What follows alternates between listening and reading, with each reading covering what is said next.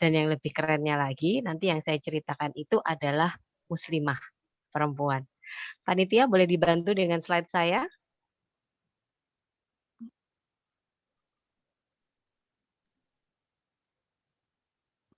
Iya, bentar. Kita tunggu ya.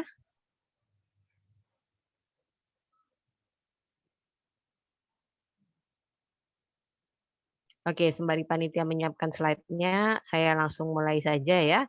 Yang pertama itu mengapa sih kita itu harus punya idola gitu. Kira-kira kalau menurut teman-teman kenapa kita harus punya idola? Jadi dalam teori psikologi itu disebutkan keberadaan idola atau nanti kita nyebutnya role model gitu ya. Secara teori diistilahkan adalah role model. Keberadaan role model atau panutan ini akan memberikan gambaran tentang mimpi masa depan yang teman-teman ingin raih. Jadi ibaratnya tuh begini, teman-teman nih kalau mau bikin kue, ini kan akan lebih gampang kalau ada cetakannya gitu ya. Jadi nanti akan tinggal nyetak, tinggal nirunya gitu. Donat itu kalau dibikin pakai tangan bisa gitu, tapi kalau dicetak hasilnya pasti akan lebih bagus. Nah, ini tuh keberadaan role model ini tuh nanti akan menjadi sesuatu yang akan kita tiru, sesuatu yang akan menjadi goal masa depan kita. Kita pengen jadi kayak apa, itu kita bisa lihat dari bagaimana idola kita dan siapa idola kita gitu. Misalnya kayak teman-teman ngelihat gitu ya, tadi saya sebut gitu ya, para K-popers atau para pemain drakor gitu, terus tiba-tiba teman-teman juga kepengen gitu menjadi seperti mereka. Nah, itu nanti yang akan terinternalisasi dalam diri, itu nanti yang akan membuat langkah kita menuju ke sana. Alangkah mengerikannya gitu ya, kalau misalnya kita itu salah milih idola gitu. Nanti kalau misalnya mereka nanti akan kemudian ujung akhirnya itu, akan sampai ke neraka, jangan-jangan nanti kita juga akan kebawa ke sana nih gitu, kalau kita mengikuti, role model yang salah. Lalu berikutnya gitu ya, dengan memiliki role model, kita itu akan menemukan apa yang menjadi minat, bakat, dan potensi kita. Jadi, banyak nih ya kalau teman-teman misalnya anak-anak masih SMP atau SMA gitu ya, itu kan masih bingung gitu, sebenarnya minat saya apa sih gitu, bakat saya apa sih, potensi saya apa gitu. Itu, masih nggak ketahuan. Bagus kalau sebenarnya sudah ketahuan sejak kecil gitu ya. Kebetulan saya termasuk orang yang memang sudah menemukan, bakat dan minat saya sejak kecil gitu. Saya sudah punya cita-cita dari kecil hanya 2, ingin pergi haji dan menjadi wartawan dan alhamdulillah dua-duanya Allah kabulkan gitu. Nah, tapi kan banyak, dari teman-teman tuh yang sampai sekarang udah semester 4, semester 5 masih galau gitu, berasa salah jurusan, berasa berasa entar mau ngapain gitu ya, dan nggak cuma teman-teman yang masih kuliah gitu, bahkan yang sudah akhirnya memutuskan untuk, bekerja atau menjadi ibu rumah tangga atau menjadi sesuatu pun berasa kayak nggak pas gitu. Karena sebenarnya, dia itu nggak firm bener gitu, nggak paham bener sebenarnya minat, bakat, dan potensinya itu apa. Nah, terus berikutnya dengan, tadi kan sudah saya jelaskan dengan kita itu tahu gitu ya siapa siapa role model kita, kita tuh akan punya bayangan lalu kita bisa mempersonifikasi diri menjadi sosok-sosok itu. Mempersonifikasi diri tuh kayak nganggep saya itu kayak siapa sih gitu ya. Jadi kalau misalnya kita, tahu gitu ya tentang ketangguhan Ibunda Khadijah, kita tahu persis bagaimana kisahnya, nanti kita bisa, meng-upgrade gitu ya, mendorong ketangguhan kita untuk menjadi seperti, sosok Ibunda Khadijah. Nggak akan deh menye-menye gitu, nggak akan gitu hal-hal receh terus, bikin kita galau-galauan kelamaan gitu. Eee, kalau di-ghosting gitu, terus melonya kelamaan gitu, nggak kayak gitu, gitu. Karena, sosok-sosok hebat seperti Bunda Khadijah itu dan kisah-kisah hidup mereka itu nanti akan menjadi penguat bagi kita gitu, bahwa apa yang mereka alami itu jauh lebih dahsyat, nggak ada apa-apanya yang kita alami gitu. Terus nanti kalau misalnya kita ingin mempersonifikasi menjadi sosok pemberani seperti Asiyah istri Firaun. Boleh di slide pertama, panitia? Kita akan bisa, menghadirkan keberanian itu bagaimana, seorang Asiyah ini nanti, akan apa ya, melawan tirani Firaun dari dalam rumahnya sendiri. Lalu kita juga bisa, mempersonifikasi diri menjadi cerdas seperti Asma binti Yazid atau menjadi dermawan seperti Zubaidah binti Ja'far. Nanti akan banyak nama-nama yang saya yakin teman-teman mungkin baru pertama kali dengar gitu ya, padahal sebenarnya mereka ini adalah sosok yang nyata, the real gitu ya, kalau saya sering mengistilahkan adalah the real superhero gitu, bukan di awang-awang, bukan cuma muncul di film atau di, bayangan semu kita, tapi mereka itu benar-benar sosok yang ada, langkahnya nyata dan sudah terbukti gitu. Lalu Dengan, kita mempunyai role model, kita itu punya timeline, kita punya master plan, di usia berapa sih mereka sudah mencatatkan prestasi itu, gitu ya. Di usia mereka berapa mereka sudah mendapatkan keberhasilan itu. Bagaimana perjuangan untuk mendapatkannya, bagaimana semangatnya. Nah, itu nanti akan terinternalisasi dalam diri kita, sehingga itu nanti akan membentuk karakter dan kepribadian. Kebayang ya teman-teman kalau misalnya teman-teman tahu bahwa Ibunda Aisyah katakanlah di usia 15 tahun sudah bisa menghafal sekian ratus hadis gitu. Sementara kita satu 2 aja nggak ada yang hafal gitu ya. Alangkah jauhnya gitu. Nah, ini nanti sosok-sosok hebat ini nanti, akan membuat kita itu punya punya target gitu. Di usia berapa kita harus mendapatkan apa, atau nanti target terbesarnya tentu saja kita akan melangkah sampai ke jannah seperti yang, mereka dapatkan. Oke, next slide.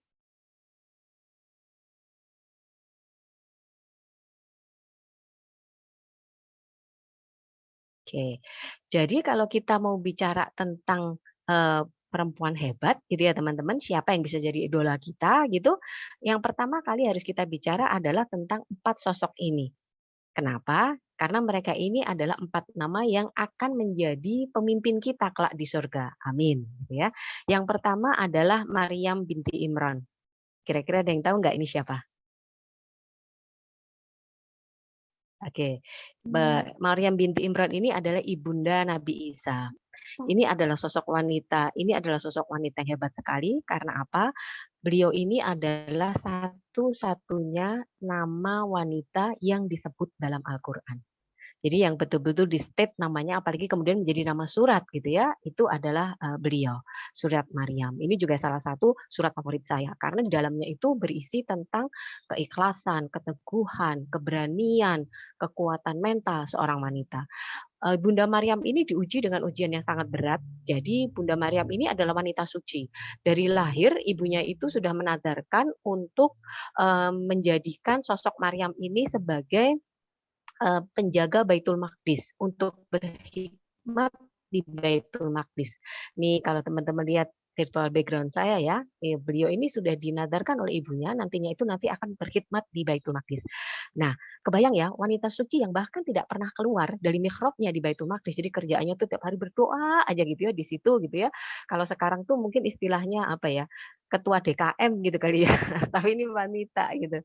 Nah, ini tuh bahkan tidak pernah keluar dari mihrabnya untuk berdoa, tiba-tiba Allah berikan ujian hamil.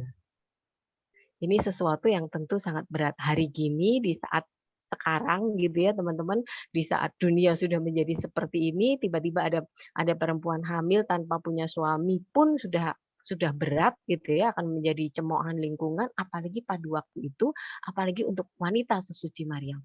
Tentu pergolakan dalam dirinya tuh luar biasa dahsyat banget, kita bisa membayangkan gitu ya, belum tekanan sosial dari masyarakatnya. Dan itu semua ya harus dihadapi karena, beliau yakin banget gitu, ini tuh memang ujian dari Allah gitu yang harus dihadapi dan berhasil. Jadi nanti kalau teman-teman pengen pengen tahu gitu ya seperti apa, struggle-nya, seperti apa perjuangannya, nanti teman-teman bisa baca tafsir, surat Maryam ini. Ini hebat banget teman-teman, di saat nanti teman-teman itu down, di saat teman-teman itu kayak, "Gini amat sih hidup gue," gitu ya, itu nanti, teman-teman membaca, tafsir Quran Surat Maryam ini nanti teman-teman akan dapat penguatan yang luar biasa, bahwa apa yang kita alamin itu nggak ada apa-apanya banget dengan, Ibunda Maryam ini. Lalu yang kedua ini adalah, Asiyah binti, Mazahim atau Asiyah istri Fir'aun. Bisa diklik sekali lagi biar nama-namanya keluar, Mbak? Oke. Asiyah ini juga nggak kalah hebat teman-teman, karena kebayang ya, suaminya ini adalah Fir'aun. Itu adalah sebuah nama yang sudah di-state nggak akan sampai ke surga, di-state sebagai biang kerok segala kekacauan di bumi. Kalau ada sesuatu yang, beyond gitu ya, kejahatannya itu udah di luar batas manusia, itu selalu dinisbatkan dengan nama suaminya, Fir'aun gitu. Ini tuh kayak Fir'aun banget gitu. Ini Fir'aun zaman now, ini Fir'aun zaman sekarang gitu. Bahkan Rasulullah itu, menjuluki, salah satu musuh Islam gitu ya, Abu Lahab itu sebagai ini Fir'aun-nya, zaman sekarang. Kebayang gitu betapa suaminya ini tuh yang hancurnya tuh hancur banget deh gitu, yang nggak kebayang deh sama manusia, ngaku-ngaku Tuhan lah, terus punya kebijakan yang absurdnya setengah mati gitu, nggak kebayang gara-gara cuma mimpi terus dia menyuruh semua semua warga negaranya yang lahir, apa namanya, laki-laki dibunuh gitu. Jadi kan asik aja gitu, terus dia bilang gini sama menterinya gitu ya misalnya, "Sudah pokoknya saya mimpi, ada orang yang mengambil mahkota saya, bayi laki-laki, jadi semua bayi laki-laki dibunuh," gitu. Kebayang nggak teman-teman? Hidup sama orang yang seperti itu, dan itu adalah notabene adalah suami kita gitu. Udah pasti kan makan hatinya setengah mati gitu ya, dan dia harus menyaksikan kejahatan-kejahatan itu setiap hari. Ketika di saat terakhirnya, di titik kritisnya ketika, Bunda Asia ini disiksa, itu kemudian permintaannya itu dahsyat banget. Beliau ini tidak berdoa untuk, "Ya Allah, apa namanya, azablah Firaun," gitu ya, atau, "Ini suami saya ini tiba-tiba cabutlah nyawanya," gitu ya, atau apalah gitu, tidak gitu. Beliau itu berdoanya, "Ya Allah, bangunkan aku istana di surgamu, di sisimu di surga." Kebayang gitu ya, udah kayak begitu, udah disiksa, kan kebayang dia seorang permaisuri yang biasa hidup di istana, dengan segala fasilitasnya, tiba-tiba di saat terakhir itu, dipanggang di gurun pasir gitu, kalau teman-teman sudah pernah ke Mesir, itu bisa kebayang tuh kalau udah panas tuh, panasnya itu sampai di atas 50 derajat gitu, dipanggang di situ, disiksa, oleh suaminya sendiri gitu. Ini kalau yang sudah menikah kebayang banget gitu sakit hatinya itu kayak apa, nggak cuma sekedar sakit fisik gitu. Nah, tapi doanya yang dipanjatkan adalah bangunkan aku istana di sisi yang di surga. Ini menunjukkan bahwa sebenarnya goal, tujuan hidup kita ini adalah surganya. Nggak penting deh gitu, mau suaminya Fir'aun kek, mau ujian hidupnya seberat apa kek gitu. Tapi yang penting adalah goal kita yang harus kita capai ini adalah surganya. Semuanya on the way-nya, apapun yang harus kita lakukan, semua penderitaan kita, air mata kita, kesedihan kita, strugglingnya, apa namanya, kerja kerasnya, semua asalkan bisa mencapai ke surganya, it's fine. Lainnya itu nggak masalah gitu. Yang lainnya itu bisa diatasin gitu ya. Nggak akan ngaruh, yang lainnya itu masih receh lah hitungannya. Nah, dari Bunda Asia ini kita bisa belajar tentang keberanian, tentang keteguhan hati. Lalu berikutnya ini adalah nama Fatimah binti Muhammad. Ini juga luar biasa ya teman-teman tentu tahu gitu ya. Ini juga bukan perkara beliau ini adalah putri kesayangan Rasulullah SAW gitu, yang dididik dengan tangannya sendiri. Tapi beliau ini memang sosok yang sangat luar biasa sekali. Jadi teman-teman kadang-kadang kita itu sekarang sering banget ngeluh, ngeluhnya itu lebih ke hal-hal yang sebenarnya itu duniawi banget gitu ya. Maksudnya, tiba-tiba kok kayak kekurangan ini, kekurangan itu, nggak bisa ini, nggak bisa itu, gitu ya. Padahal sebenarnya itu ukuran-ukuran yang sangat duniawi banget. Nah, Ibunda Fatimah ini adalah sosok yang luar biasa. Sebagai putri kesayangan orang yang paling berpengaruh di seluruh dunia gitu ya, orang yang sekata-katanya tuh akan diturutin deh oleh semua orang. Kan kalau cuma pengen istana, pengen apa, asal nyebut aja kan, bisa terwujud gitu ya, tapi kan beliau tidak. Kalau kita tahu gitu ya, dalam sirahnya beliau ini bahkan ketika minta pembantu untuk meringankan pekerjaan sehari-hari, hanya untuk meringankan pekerjaan sehari-hari, padahal bukan sesuatu yang berlebihan gitu, bukan dayang-dayang yang harus ngawal ngawal beliau kemana mana bukan seperti itu. Itu pun tidak diberikan gitu ya. Jadi beliau ini, menggiling sendiri gandum, untuk kebutuhan keluarganya sampai kemudian tangannya ini kasar dan seterusnya. Beliau ini juga, kebetulan gitu ya, menikah dengan sahabat, Ali bin Abi Thalib yang secara finansial walaupun Bani Hasyim, tapi secara ekonomi itu memang, tidak seperti Bani Hasyim yang lain gitu. Tapi kesederhanaan, keberkahan rumah tangganya Masya Allah gitu, udah pastilah gitu. Dan, dari Bunda Fatimah ini selain kita juga belajar tentang kesederhanaan, tentang qanaah, tentang, apa ya, woles lah gitu dengan segala kekurangan di dunia ini gitu ya, kita juga belajar tentang bagaimana menjaga marwah kita sebagai seorang muslimah. Ibunda Fatimah ini terkenal sebagai sosok yang sangat pemalu gitu ya. Jadi kalau jalan tuh selalu nunduk, ya ini, nggak ada kaitannya dengan kita juga harus berani mengemukakan pendapat, kita harus berani menyuarakan suara kita harus bisa berprestasi, kita harus hebat gitu, enggak ada kaitannya dengan itu. Tapi bahwa ada dalam diri seorang muslimah itu ada sesuatu yang harus dijaga gitu, dan itu ditunjukkan dengan, sifat malunya. Lalu kemudian berikutnya ini adalah sosok yang luar biasa sekali gitu ya, Khadijah binti Khuwailid. Jadi kalau kita akan menyebut perempuan-perempuan hebat, dia itu nanti bisa masuk ke banyak banget kategori gitu. Selain empat perempuan, yang dijamin surga, penghulu kita nanti di surga, juga nanti akan ada kriteria-kriteria yang lain. Ini dalam catatan saya nanti kita cuma bicara sekitar 40 menit aja dia masuk ke 3 kriteria gitu. Saking hebatnya beliau ini. Yang pertama beliau ini adalah, eee, o pe perempuan orang pertama sekaligus, wanita pertama yang mengucapkan kata syahadat. Di saat nggak ada seorang pun yang percaya gitu ya sama Rasulullah, beliau ini yang mengimani, Rasulullah yang pertama. Ini luar biasa banget gitu ya teman-teman. Kadang-kadang kita itu, teman-teman yang sudah berumah tangga pasti juga, sering gitu ya, suami kita tuh membawa kabar apa, atau nanti yang baru akan berumah tangga gitu ya, bawa kabar apa, terus kita tuh langsung yang, "Apaan sih ngarang banget deh," gitu, udah langsung gitu ya. Ini enggak gitu. Beliau ini memang betul-betul sosok yang, percaya gitu bahwa suaminya ini memang, orang yang, luar biasa gitu. Dan di awal-awal perjuangan Rasulullah, beliau ini merelakan seluruh hartanya. Kan kalau teman-teman tahu gitu ya, mungkin sudah dapat gambaran, eee eee, sosoknya Ibunda Khadijah ini seperti apa, kalau sekarang itu bisa disamakan dengan, pengusaha konglomerat perempuan yang punya sekian perusahaan dengan international trading. Karena beliau ini perdagangannya itu sudah lintas negara gitu. Jadi kalau sekarang tuh udah ekspor impor, udah international trading. Kemudian ketika, Rasulullah mendapatkan wahyu kenabian, beliau berikan semua hartanya untuk di jalan dakwah. Ini suatu yang luar biasa banget, bukan sekedar, "Apaan sih ini kan aku yang kerja keras gitu, aku yang ngumpulin." Bahkan kan beliau mengumpulkannya jauh sebelum bertemu dengan Rasulullah gitu ya, beliau sudah kaya jauh sebelum menikah dengan Rasulullah dan seterusnya gitu, tapi merelakan semuanya, di jalan dakwah.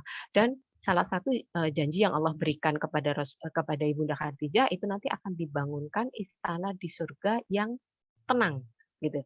Kenapa diberikan istana yang tenang gitu ya, kan, apa namanya, yang lainnya itu akan diberikan istana dengan, yang terbuat dari, batu-batu pualam dan seterusnya. Nah, Ibunda Khadijah ini ada satu gitu, istananya luar biasa. Ini ada ketenangan di sana. Karena apa? Jadi sepanjang hidupnya setelah Rasulullah ini mendapat wahyu kenabian, Ibunda Khadijah ini rumahnya tuh nggak pernah tenang gitu.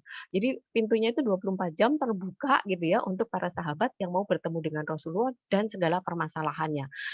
Jangan kebayang ya teman-teman gitu ya, pada waktu itu kan Rasulullah dan sahabat itu waktu masih periode Mekah itu kan strugglingnya luar biasa gitu ya, pertentangannya luar biasa, intimidasinya luar biasa, diserang dengan berbagai hoak kalau sekarang gitu ya, dicaci maki, fisik, mental, dan seterusnya gitu. Dan semua kan harus meminta perlindungan, meminta ketenangan, berkonsultasi, curhat ke Rasulullah gitu, yang which is di rumah itu bersama Ibunda Khadijah gitu.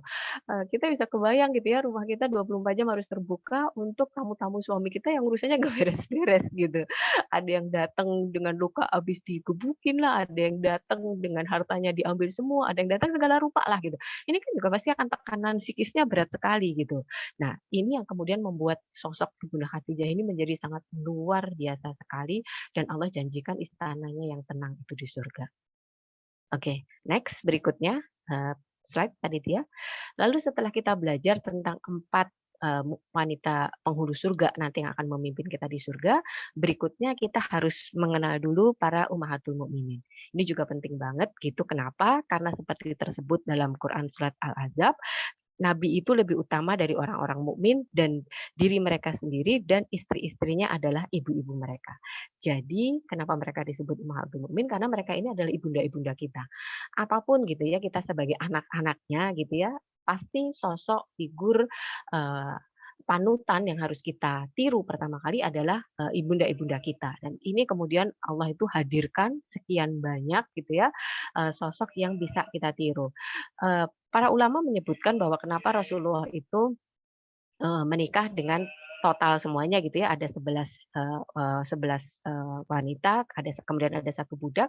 Ini sebenarnya adalah representasi dari sifat-sifat perempuan yang ada di dunia ini gitu. Jadi kan kita itu macam-macam gitu ya, misalnya kita bersaudara, 3 bersaudara perempuan pun kan pasti karakternya berbeda-beda gitu ya, apalagi perempuan seluruh dunia. Nah, gabungan semua karakter perempuan di seluruh dunia ini ada semua di Ummahatul Mukminin. Jadi yang mau misalnya, kita itu gambaran sosoknya itu ceria, berani, tegas, gitu, ada sosoknya seperti Bunda Aisyah. Atau misalnya kita dewasa, tenang, tangguh, nggak menye-menye, ada di sosok, Ibunda Khadijah. Atau misalnya kita ini perempuan yang terampil, ulet, pekerja keras, apa itu namanya, kreatif itu ada di, Ibunda Zainab binti Jahsy dan seterusnya. Nah, dari mereka ini kita akan bisa belajar kita bisa mempersonifikasi diri kita karena pasti ada karakter kita, di semua, istri-istri Rasulullah ini. Nanti kita bisa belajar gitu, oh ternyata karakter saya itu lebih mirip misalnya katakanlah, Zainab binti Jahsy gitu ya, saya mau apa ya, di rumah, bikin-bikin sesuatu, bikin kue, bikin kerajinan, jualan online. Ibunda Zainab ini luar biasa sekali. Salah satu keahliannya itu beliau ini bisa menyamak kulit gitu. Jadi, kulit itu pada waktu itu tuh barang yang mahal gitu ya, hampir semua hal itu terbuat dari kulit. Ya sama lah sekarang juga masih mahal ya, tapi pada waktu itu tuh ini vital banget. Jadi kalau sekarang tuh mungkin ya, kalau saya mempersepsikan tuh beliau ini adalah orang yang sangat, bisa apa ya, kalau sekarang tuh mungkin sangat digital, eee paham digital gitu kan. Kalau kita sekarang kan kayak nggak bisa hidup gitu ya tanpa dunia digital. Nah, ini tuh seperti itu gitu. Jadi segala hal itu bisa menghasilkan uang. Nggak heran kemudian, Ibunda Zainab ini yang dapat julukan apa, tangannya paling panjang. Maksudnya itu dia tuh, istrinya Rasulullah yang paling banyak berderma. Jadi kalau misalnya kita kira-kira personifikasinya itu kayak beliau, apa kelebihannya? Kelebihannya adalah dari hasil penghasilannya itu digunakan untuk bersedekah, untuk berinfak, untuk berderma. Nah, yang harus dicontoh itunya gitu ya, seperti itu. Atau misalnya, kita itu, eee, punya kelebihan berani berani bicara gitu ya, maksudnya, punya ketegasan, punya keberanian. Gimana nih ngeremnya, gimana nih ngaturnya? Nah, di situ ada Ibunda Hafsah binti Umar. Ini adalah putrinya, sahabat Amirul Mukminin Umar bin Khattab. Kebayang ya bapaknya kayak gitu, anaknya juga pasti nggak jauh-jauh gitu ya. Nah, tapi kan harus ada remnya nih, harus seperti apa? Kita bisa mempersonifikasi dari para ummahatul mukminin ini. Insya Allah kalau memang kita tahu gitu ya, sirahnya, jangan-jangan namanya aja nggak hafal gitu, jangan-jangan baru pertama kali ini juga tahu gitu kalau ternyata, ini adalah nama-nama istri Rasulullah. Nah, ini juga, setelah ini gitu ya, pasti teman-teman harusnya tergelitik gitu untuk kemudian mencari tahu lebih banyak siapa sih mereka, bagaimana bagaimana karakteristiknya, bagaimana, sifat-sifatnya, bagaimana pembawaannya, bagaimana mereka kalau ketemu masalah, bagaimana mereka kalau menyelesaikan masalah. Ini ada salah satu buku yang apa namanya, sering saya gunakan sebagai referensi. Nah, ini kebetulan saya belinya di Madinah. Mungkin sudah ada ya terjemahannya dalam bahasa Indonesia, tapi ini Wives of the Prophet, Muhammad. Jadi ini ada kitab gitu ya, istri-istri Rasulullah itu bisa kita jadikan rujukan untuk belajar bagaimana menjadi, seorang istri, seorang perempuan yang mendekati, dengan sosok-sosok sempurna ini. Next berikutnya, slide berikutnya. Setelah kita belajar tentang para ummahatul mukminin, saya, akan singkat-singkat saja ya penjelasannya supaya nanti kita punya banyak waktu untuk diskusi dan ini kebetulan juga saya akan berikan contohnya lumayan banyak biar teman-teman tuh, kayak nanti tuh jadi pilihannya banyak, masa udah dikasih pilihan sebanyak itu nggak ada juga yang bisa dijadiin idol-nya kan, kebangetan ya. Oke, berikutnya ini adalah mereka yang pertama. Jadi teman-teman jangan khawatir gitu, ternyata muslimah itu tercatat gitu, melakukan banyak hal yang pertama di dunia ini gitu. Jadi tadi sudah saya sebutkan gitu ya, orang yang pertama kali mengimani Rasulullah, orang yang pertama kali masuk Islam itu adalah perempuan, Ibunda Khadijah binti Khuwailid. Ini menunjukkan apa gitu, bahwa Allah kan hidayah itu milik Allah gitu. Allah akan berikan hidayah pada siapa saja yang dikehendaki. Nah, Allah itu berikan hidayah pertama itu pada sosok perempuan. Ini artinya apa ya? Kita memang harus terus membersihkan hati kita supaya cahaya hidayah itu selalu sampai ke hati kita. Kalau memang perempuan yang orang yang pertama kali diberikan hidayah ini adalah perempuan, means gitu, kita juga punya challenge gitu bahwa hati kita itu menjadi bisa lebih bersih, lebih bisa untuk menerima cahaya hidayah dari Allah. Cahaya hidayah ini kalau sekarang konteks di kekinian ini bisa berwujud macam-macam gitu. Kita bisa diberi kemudahan untuk mencari ilmu, kita bisa diberi kemudahan untuk menerima kebenaran, kita bisa diberi kemudahan untuk mengikuti role model yang sesuai, kita bisa diberi kemudahan untuk mengerem, sifat-sifat buruk kita bisa diberi kemudahan untuk mendidik anak-anak kita nanti menjadi para mujahid dan mujahidah peradaban, kita diberi kemudahan, Allah Allah untuk menyiapkan diri kita, menjadi istri-istri yang nantinya akan melahirkan generasi-generasi yang luar biasa dan seterusnya. Nah ini, kita bisa mencontohnya dari Ibunda Khadijah binti Khuwailid. Kebayang ya Ibunda Khadijah ini udah 3 nih masuk kriteria tadi sebagai, 4 perempuan penghulu surga, kemudian sebagai istri Ummahatul Mukminin, kemudian sekarang mereka yang pertama. Lalu berikutnya, orang yang pertama kali syahid di jalan Allah itu adalah muslimah, yaitu sahabiah Sumayyah. Jadi kalau misalnya sekarang ini sering dipersepsikan perempuan itu lemah, perempuan itu mudah menyerah, perempuan itu dan seterusnya lah sebagai penggambaran sehingga membuat kita nih sosok perempuan nih kayak kalau nggak ada tempat bergantung kayak nggak bisa hidup dan seterusnya. Ini salah banget gitu. Islam sudah memberikan contoh nyata. Orang yang berani sekali syahid di jalan Allah pertama kali itu adalah muslimah. Nggak takut sama sekali. Sahabiah Sumayyah ini adalah budak, teman-teman.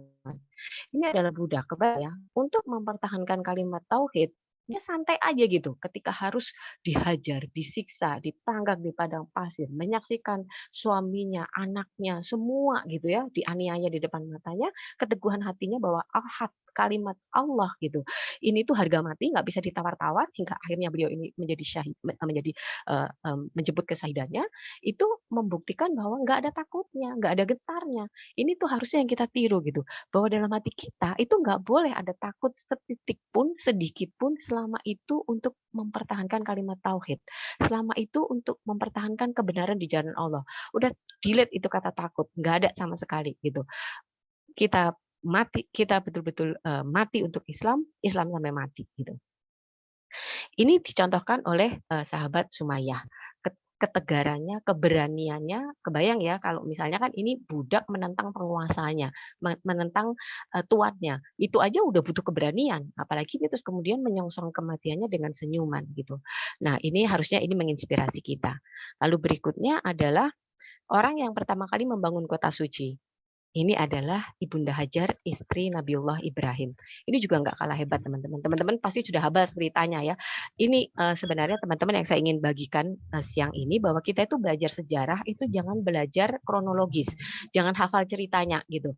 Oh saya sih tahu ceritanya Ibunda Khadijah begini-begini, tahu. Ceritanya Ibunda Aisyah begini-begini, tahu. Ceritanya Ibunda Asyah, istri Fir'aun begini-begini, tahu. Tapi tahu doang gitu, nggak ada hikmahnya. Nah itu tuh nanti nggak akan menimbulkan apapun di hati kita.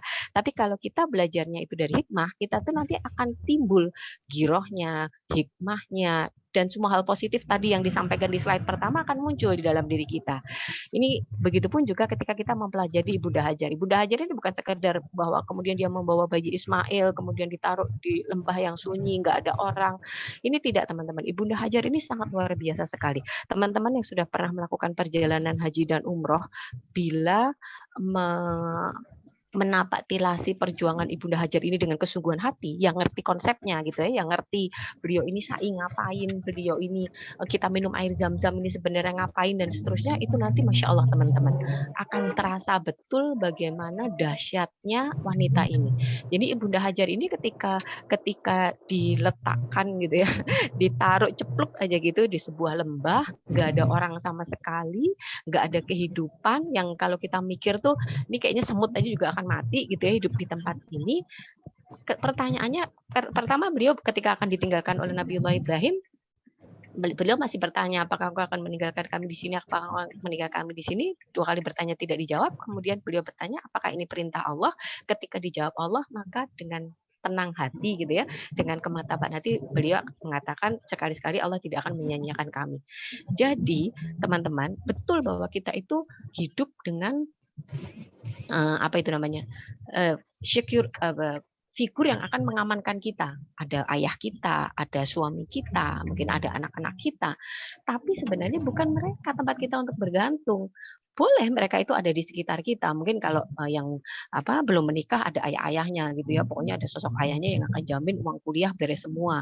Ada ayah yang akan menjamin kemanapun kita akan sampai, minta apapun ayah yang akan memberikan keamanan, akan memberikan jaminan finansial, jaminan kasih sayang apa semua segala macam gitu. Atau setelah ada suaminya juga, ya, suaminya ini pokoknya sepenuh hati, sepenuh cinta dan seterusnya ala drama Korea gitu. Ternyata tidak. Ibunda Hajar mengajarkan pada kita bahwa satu-satunya tempat bergantung itu hanya Allah. Gitu.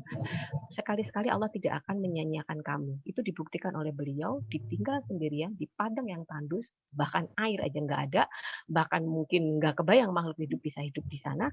Tapi Bunda Hajar karena begitu tawakalnya, begitu yakinnya gitu, bukan suaminya, bukan anaknya, bukan bayi laki-lakinya, bukan siapapun, tapi Allah yang akan menolong dia, itu kemudian membuat dia survive. Nggak sekedar survive, kalau teman-teman sekarang pergi haji, kebayang gitu ya, Mekah seperti apa hari ini, bagaimana dahsyatnya kemajuan teknologi yang ada di sana, bagaimana makmurnya kota itu. Jadi kalau kita mau lihat kemakmuran itu diukur misalnya katakanlah tanda-tanda kosmopolitan gitu ya teman-teman, kebutuhan listrik di kota Mekah gitu ya, kebutuhan listrik di Masjidil Haram, satu Masjidil Haram aja. Kalau teman-teman udah pernah ke sana kan tahu ya itu lampu-lampunya kan segede-gede lampu-lampu stadion, itu lebih besar daripada kebutuhan listrik untuk satu kota Solo. Kebayang ya? Itu kan tanda-tanda kemajuan. Dulunya ini dibangun oleh seorang muslimah yang ditinggal sendirian dengan keteguhan hatinya, beliau mengumpulkan air untuk anaknya, dengan kesungguhan hati beliau berlari dari sofa ke marwah, sofa ke marwah. Sofa ke marwahnya itu dia tahu hanya ikhtiar, nggak terus ngedeprok nangis gitu ya, senangis-nangisnya gitu, ya Allah gini amat sih, punya suami gini amat sih, ditinggal sendirian di sini gitu, tega banget kamu Ibrahim, memang kamu kurang ajar, nggak gitu juga gitu loh. Tapi beliau berlari karena dia tahu nilai pahalanya itu di ikhtiarnya. Hasilnya itu udah Allah yang akan kasih gitu. Orang Ismail nangisnya di mana, air zam-zamnya keluarnya di mana, dia larinya di mana. Dan bukan dia juga gitu yang akhirnya menemukan air.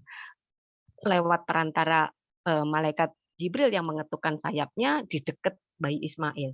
Jadi nggak ada upayanya manusia itu betul-betul hanya upaya ikhtiar, tapi hasilnya itu semuanya itu sudah tercatat gitu akan seperti apa. Nah ini juga harusnya semangat ini yang harusnya menjadi peletik semangat kita. Kok kayak misalnya kita melakukan sesuatu kayak nggak ada ujungnya gitu. Kok usaha udah kayak begini amat, nggak berhasil-berhasil gitu ya.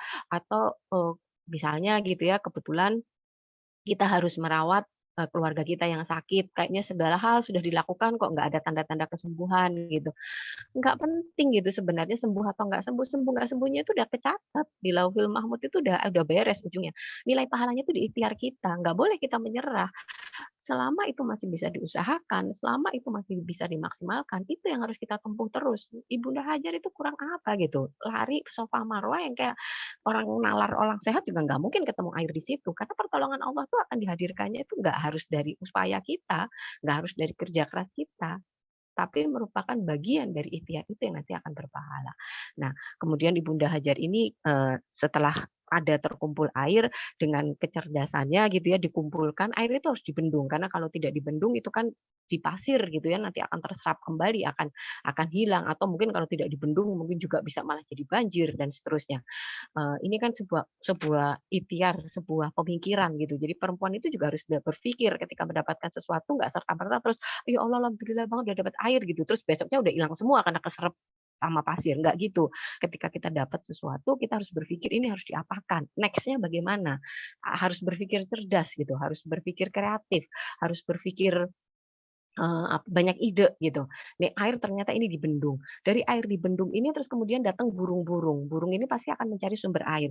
Begitu ada burung-burung yang kemudian ikut menikmati air Zam-Zam yang sudah dibendung, kemudian para kabilah-kabilah dagang yang lewat, loh kok di situ ada burung. Mereka tahu kalau ada burung yang mengitari oase, mengitari sesuatu itu pasti di bawahnya ada oase.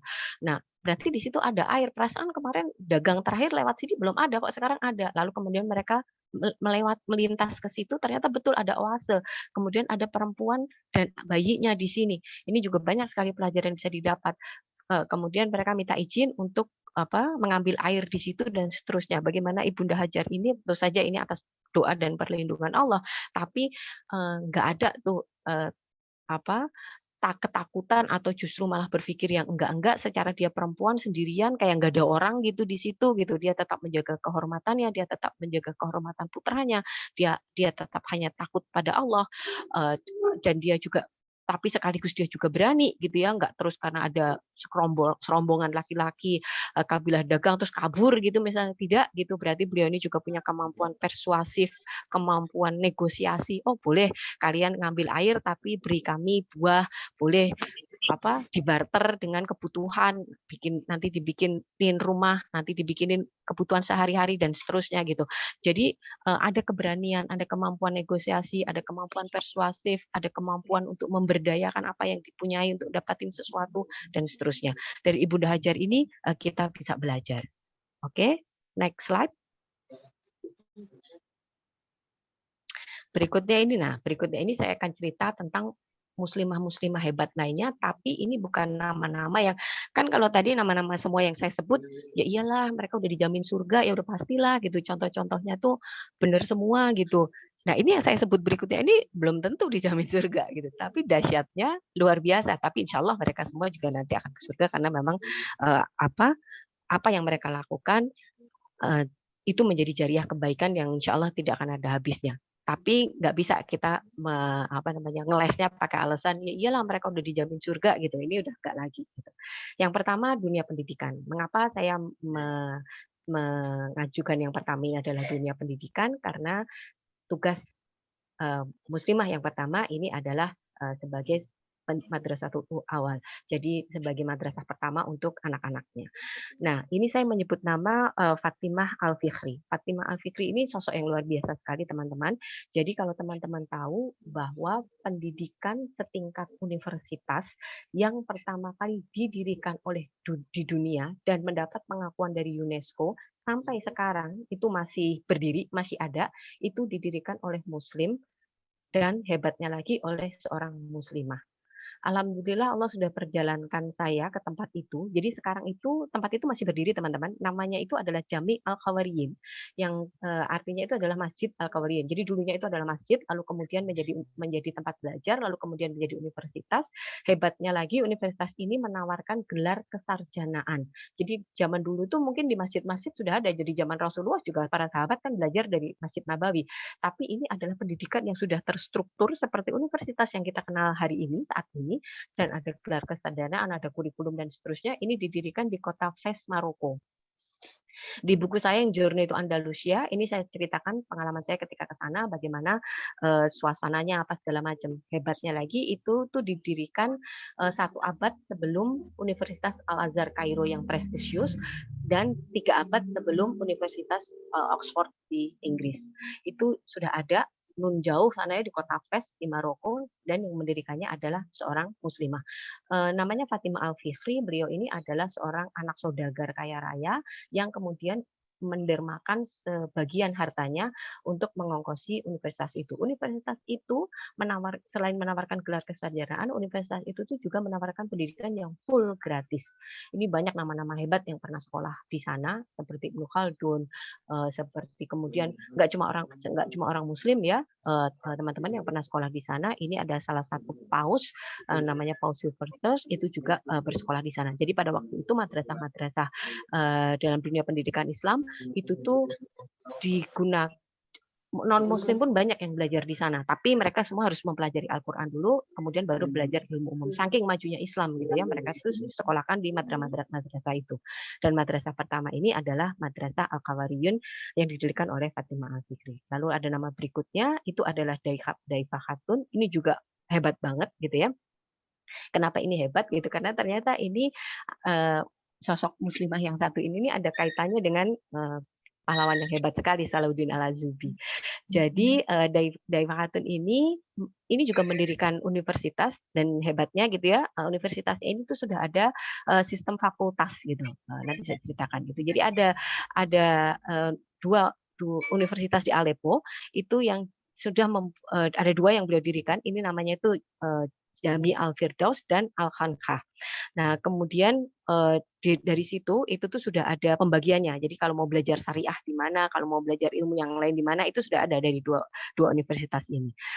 Beliau ini adalah putri gubernur di Suriah, namanya Al-Adil. Al-Adil ini merupakan saudara laki-lakinya Salahuddin Al-Azubi. Nah, kemudian dia tuh menikah dengan sepupunya sendiri. Jadi suaminya ini adalah anak laki-lakinya Salahuddin Al-Ayyubi. Nah, dari pernikahan ini kemudian dia mempunyai seorang putra yang nantinya juga akan menjadi gubernur di Aleppo. Jadi pokoknya dia itu memang tinggal lahir besar di istana gitu. Tapi memang benar-benar bukan anak sultan mah bebas gitu ya.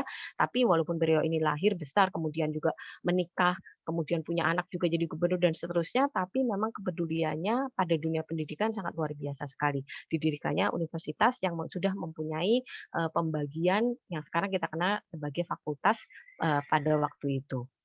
Lalu berikutnya ini ada saya sebut ya contohnya biar real deket lagi ke kita karena ini sosoknya ada di Indonesia. Nggak jauh-jauh dan zamannya itu masih sekarang, bekasnya juga sekarang masih bisa kita saksikan. Ini yaitu Nyai Walidah Ahmad Dahlan. Ini juga nggak kalah hebatnya, nggak kalah luar biasanya. Ini tuh hidup sejaman dengan Kartini. Beliau ini hanya beda 7 tahun dengan Kartini.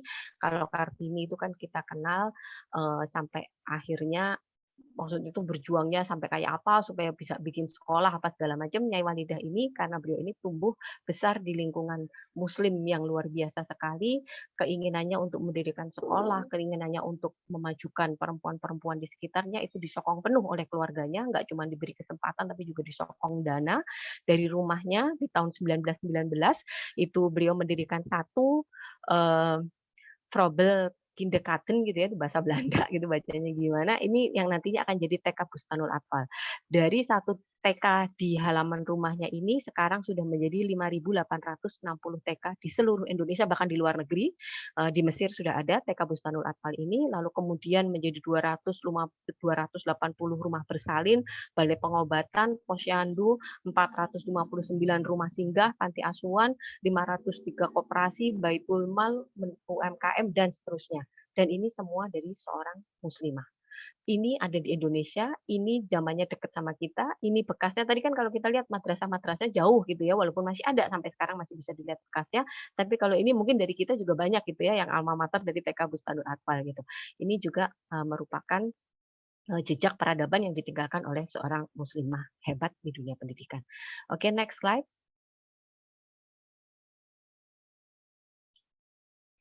Berikutnya adalah kedokteran. Nah, ini juga luar biasa sekali teman-teman. Ini sebelum saya bicara eh, oke, saya bicara ini dulu. Jadi ada Rufaidah binti Al-Islamiyah. Ini Rufaidah binti Sa'ad Al-Islamiyah. Ini adalah merupakan perawat pertama pada masa Perang Badar. Jadi teman-teman, kalau zaman Rasulullah itu memang belum ada sekolah kedokteran yang benar gitu. Jadi biasanya kalau bapaknya tabib, itu dia akan menuruskan ilmu tentang pengobatan, tentang tanaman obat, itu ke anak-anaknya. Nah, tapi hebatnya Islam itu nggak cuma anak laki-laki yang diajarin, tapi anak perempuannya itu juga diajarin. Salah satunya adalah pada Ibunda Rufaidah binti Sa'ad ini. Beliau ini menguasai ilmu pengobatan, ilmu tanaman obat, sehingga ketika Perang Badar, beliau ini ikut terjun ke medan perang. Jadi kalau sekarang mungkin jadi bulan sabit merah atau palang merah gitu ya, berada di garis belakang, kemudian menolong para mujahid-mujahid yang terluka. Lalu berikutnya ini ada Ummu Sinan Al-Islami, ada juga kemudian Nusaibah binti Ka'ab, ini juga para perawat, ini perawat pada waktu perang Uhud.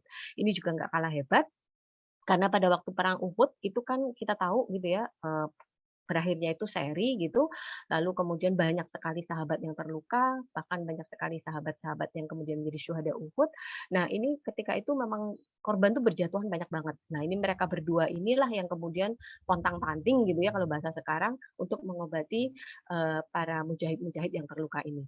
Jangan kebayang ya teman-teman, kalau dokter sekarang di tengah chaosnya pandemi ini aja kan sudah kita mengangkat topi kita gitu ya, memberikan takzim penghormatan yang luar biasa pada tenaga medis yang udah berjibaku. Nah, ini tuh di sebuah peperangan. Di sebuah peperangan yang dahsyat dengan segala keterbatasannya, dan di perang Uhud itu tercatat korban dari pihak kita juga banyak sekali gitu. Jadi saya bisa kebayang pasti itu hebatnya luar biasanya seperti apa gitu Ummu Sinan dan Nusaibah binti Ka'ab ini. Nah, teman-teman, kalau di dunia kedokteran ini nggak ada habisnya. Nanti ketika di masa daulah-daulah besar Islam, di masa daulah Abbasiyah, Umayyah, kemudian Utsmani, ini banyak sekali dokter-dokter Muslim. Jadi ada salah satu dokter yang juga hebat gitu ya. Jadi kita tahu ada satu dokter muslim namanya Az-Zahrawi. Az-Zahrawi ini adalah bapak ilmu bedah. Jadi beliau ini sudah bisa melakukan pembedahan untuk menghentikan perdarahan pada otak manusia. Itu udah sekian 1000 tahun yang lalu beliau ini menemukan banyak sekali alat bedah yang masih digunakan sampai saat ini. Nah, karena Az-Zahrawi ini memang juga seorang muslim yang luar biasa taat, beliau ini kalau ada persalinan itu tidak menolong secara langsung Az-Zahrawi ini, tapi beliau ini mengajarkan pada murid-murid perempuan. Jadi kalau sekarang tuh ada profesi bidan gitu. Nah, nanti tuh para bidan ini nanti akan menolong muslimah-muslimah yang melahirkan. Tapi kalau misalnya kelahirannya itu ada kesulitan penyerta. Jadi kalau sekarang tuh perlu operasi sesar gitu ya, atau misalnya perlu divakum atau perlu dengan tindakan bantuan, nah nanti si Az-Zahrawi ini nanti akan berdiri di balik tirai. Jadi nanti ibu hamil yang mau melahirkan di situ, kemudian bidannya ada di dalam tirai itu. Nah, tirainya ini nanti di bawah tirai ini dikasih kaca. Nah, nanti Az-Zahrawi ini nanti akan memandu hanya dengan melihat dari kaca yang ditaruh di bawah. Jadi misalnya harus ada yang digunting, harus ada yang dirobek, harus ada yang dijahit, harus ada yang apa. Nah, itu nanti dipandu. Nah, sehingga para bidan pada waktu itu sudah menguasai teknik operasi sebenarnya yang kita sekarang sebagai operasi-operasi itu. Nah, ini pada zaman keemasan Islam. Nah, teman-teman yang hebatnya lagi gitu ya. Jadi kalau Islam itu sudah di-state bahwa Islam itu akan memberikan solusi atas permasalahan di setiap zaman, maka di saat ini, di saat pandemi yang sekarang kita hadapi ini, lagi-lagi juga Islam memberikan jawaban atas permasalahan. Kalau teman-teman tahu gitu ya, kalau teman-teman mau membaca gitu, jadi di balik chaos-nya dunia tersebab pandemi ini ada nama-nama dokter-dokter muslim yang sangat luar biasa sekali yang berkontribusi untuk menghentikan pandemi ini.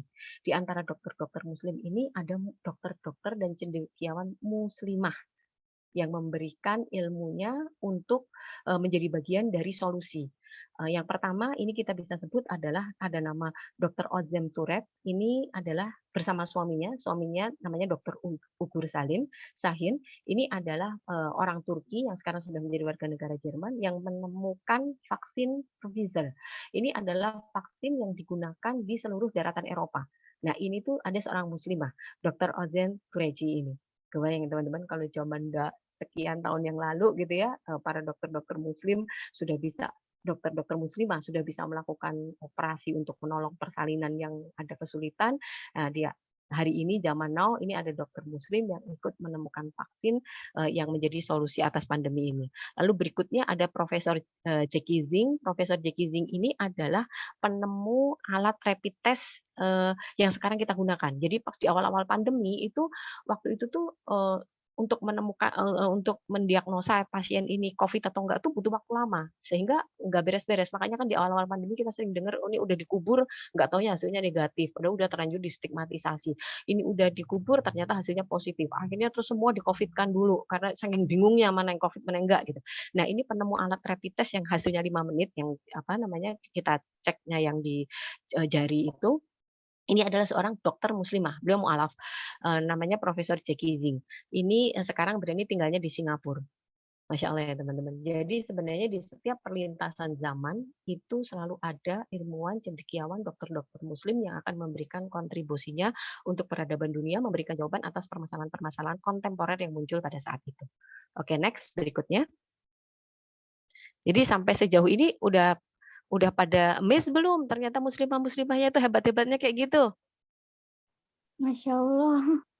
Oke, Banyak tambahin banget lagi. ternyata. Oke, tambahin lagi ya. Ini teknologi.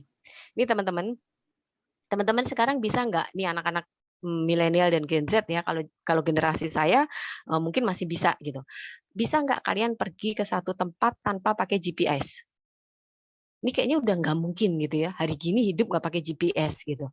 Nah, teman-teman tahu nggak bahwa ternyata GPS yang kita gunakan hari ini itu merupakan pengembangan dari sebuah alat kuno yang bernama astrolabe. Astrolabe ini merupakan cikal bakal GPS yang kita gunakan hari ini, dan penemu astrolabe ini adalah seorang muslimah. Wow nggak ya gitu ya. Masya Allah gitu. Ini namanya Maryam Astrolobia. Nama Astrolobia ini kemudian digunakan untuk menamai benda itu sebagai astrolabe gitu. Jadi beliau ini memang sangat luar biasa sekali. Mengapa beliau ini bisa menemukan alat itu? Jadi kalau teman-teman tahu, Islam itu sangat lekat dengan ilmu pengetahuan dan teknologi. Tapi tujuannya teman-teman bukan untuk menguasai dunia, untuk motif ekonomi seperti yang sekarang ini kita tahu gitu ya. Jadi kalau sekarang ini kan orang bikin teknologi digital, digital supaya untuk supaya kaya, supaya kayak Bill Gates, supaya kayak Steve Jobs, supaya kayak Mark Zuckerberg dan seterusnya. Dulu enggak gitu.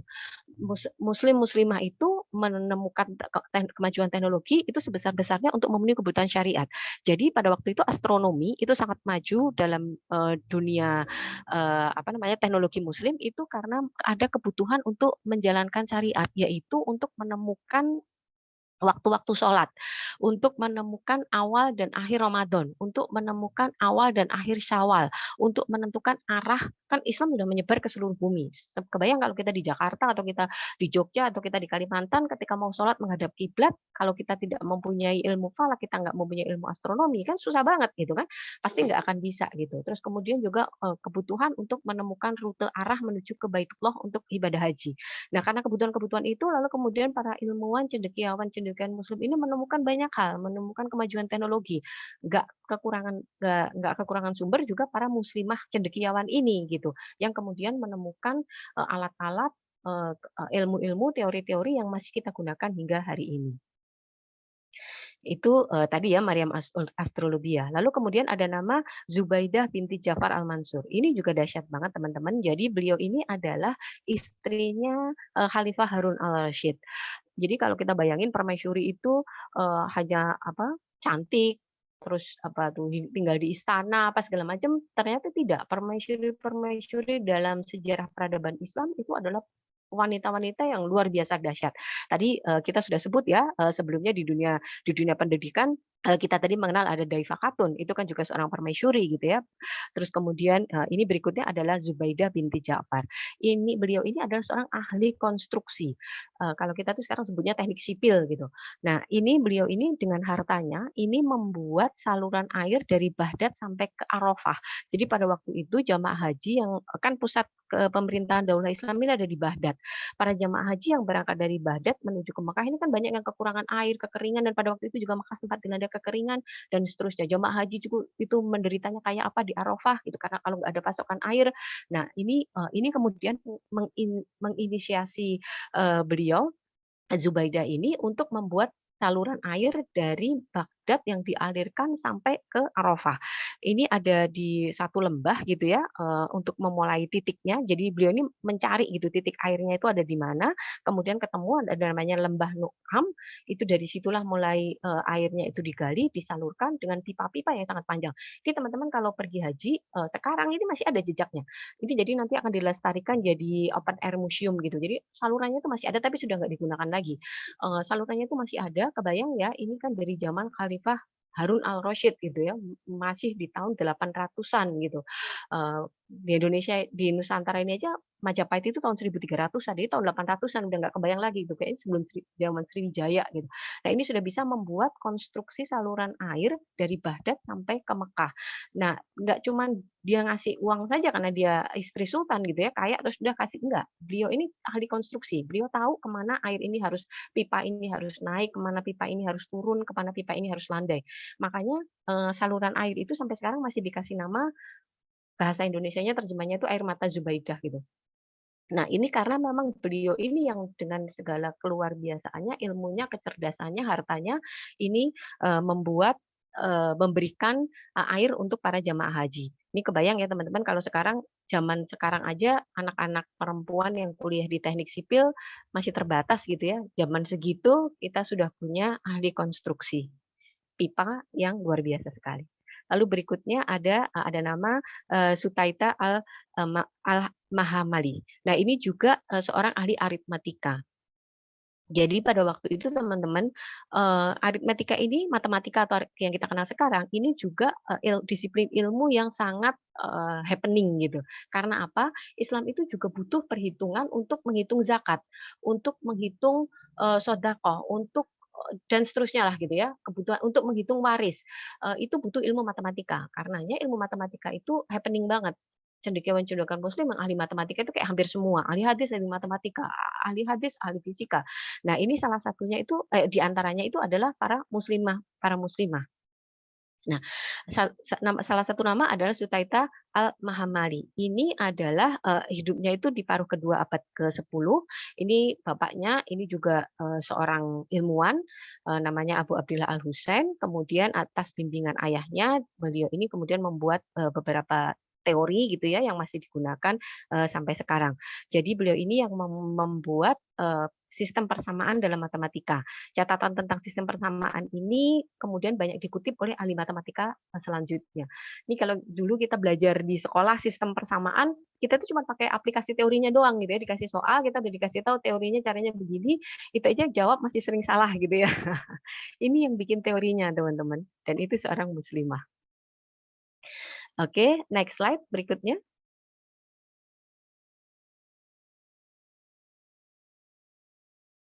Berikutnya, ini masih matematika. Nah, militer.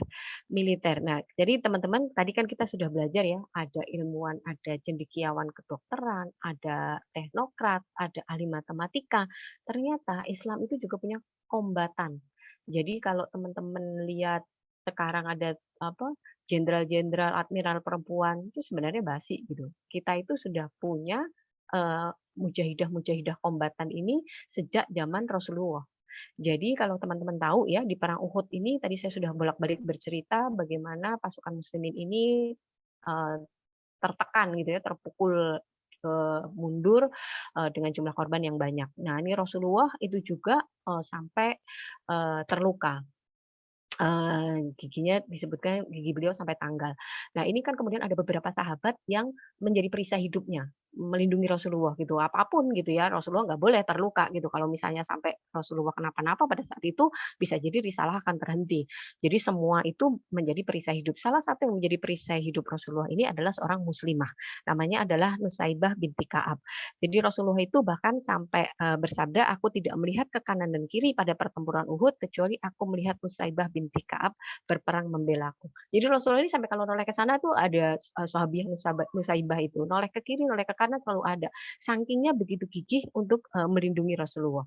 Jadi nggak ada tuh teman-teman takut apa segala macam. Jadi ketika urusannya itu sudah untuk Allah, itu mau jihad, kebayang ya kalau sekarang saya nggak tahu teman-teman mungkin ada ya yang pernah ngalamin situasi chaos gitu, misalnya ada kerusuhan apa di daerahnya atau apa, tapi bukan perang kan, teman-teman belum ada yang pernah ngalamin betul-betul di perang gitu ya.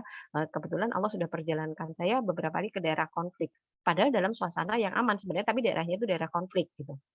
Itu pun kita harus hati-hati sekali gitu. Seperti saya ketika saya melakukan perjalanan ke Palestina, itu harus hati-hati sekali karena bisa jadi di kanan kiri itu ditanam ranjau yang kita nggak tahu gitu kan. Padahal suasana damai. Nah ini di tengah kecamuk perang itu mujahidah-mujahidah itu nggak takut gitu. Di antara desingan peluru, di antara teriakan-teriakan, di antara diberi swab, darah bersimbah kemana-mana, nggak ada takut-takutnya karena mereka itu ketika mereka itu berjihad, mereka itu sudah diperlihatkan surga di depan matanya gitu. Jadi nggak ada takut-takutnya kalau nggak bisa membunuh ya dia akan syahid, kalau syahid dapat surga. Nggak ada tuh direken takut-takut gitu. Nah ini sebenarnya juga yang harus melecut semangat kita gitu, bahwa kalau memang memang untuk Allah tuh harusnya nggak boleh tuh ada takut-takutnya. Lalu kemudian berikutnya ini ada nama Khaulah binti Azwar. Nah, ini juga luar biasa sekali. Jadi Khaulah ini ceritanya sebenarnya pada waktu itu para mujahidah ini tuh ikut, tapi sebenarnya ditaruh di barisan belakang teman-teman. Jadi mereka itu nanti akan jadi logistik lah gitu. Mereka akan memberi pasokan, menjamin ketersediaan makanan, obat-obatan, terus kemudian persenjataan. Ya pokoknya di garis belakang lah gitu. Enggak kombatan di garis depan.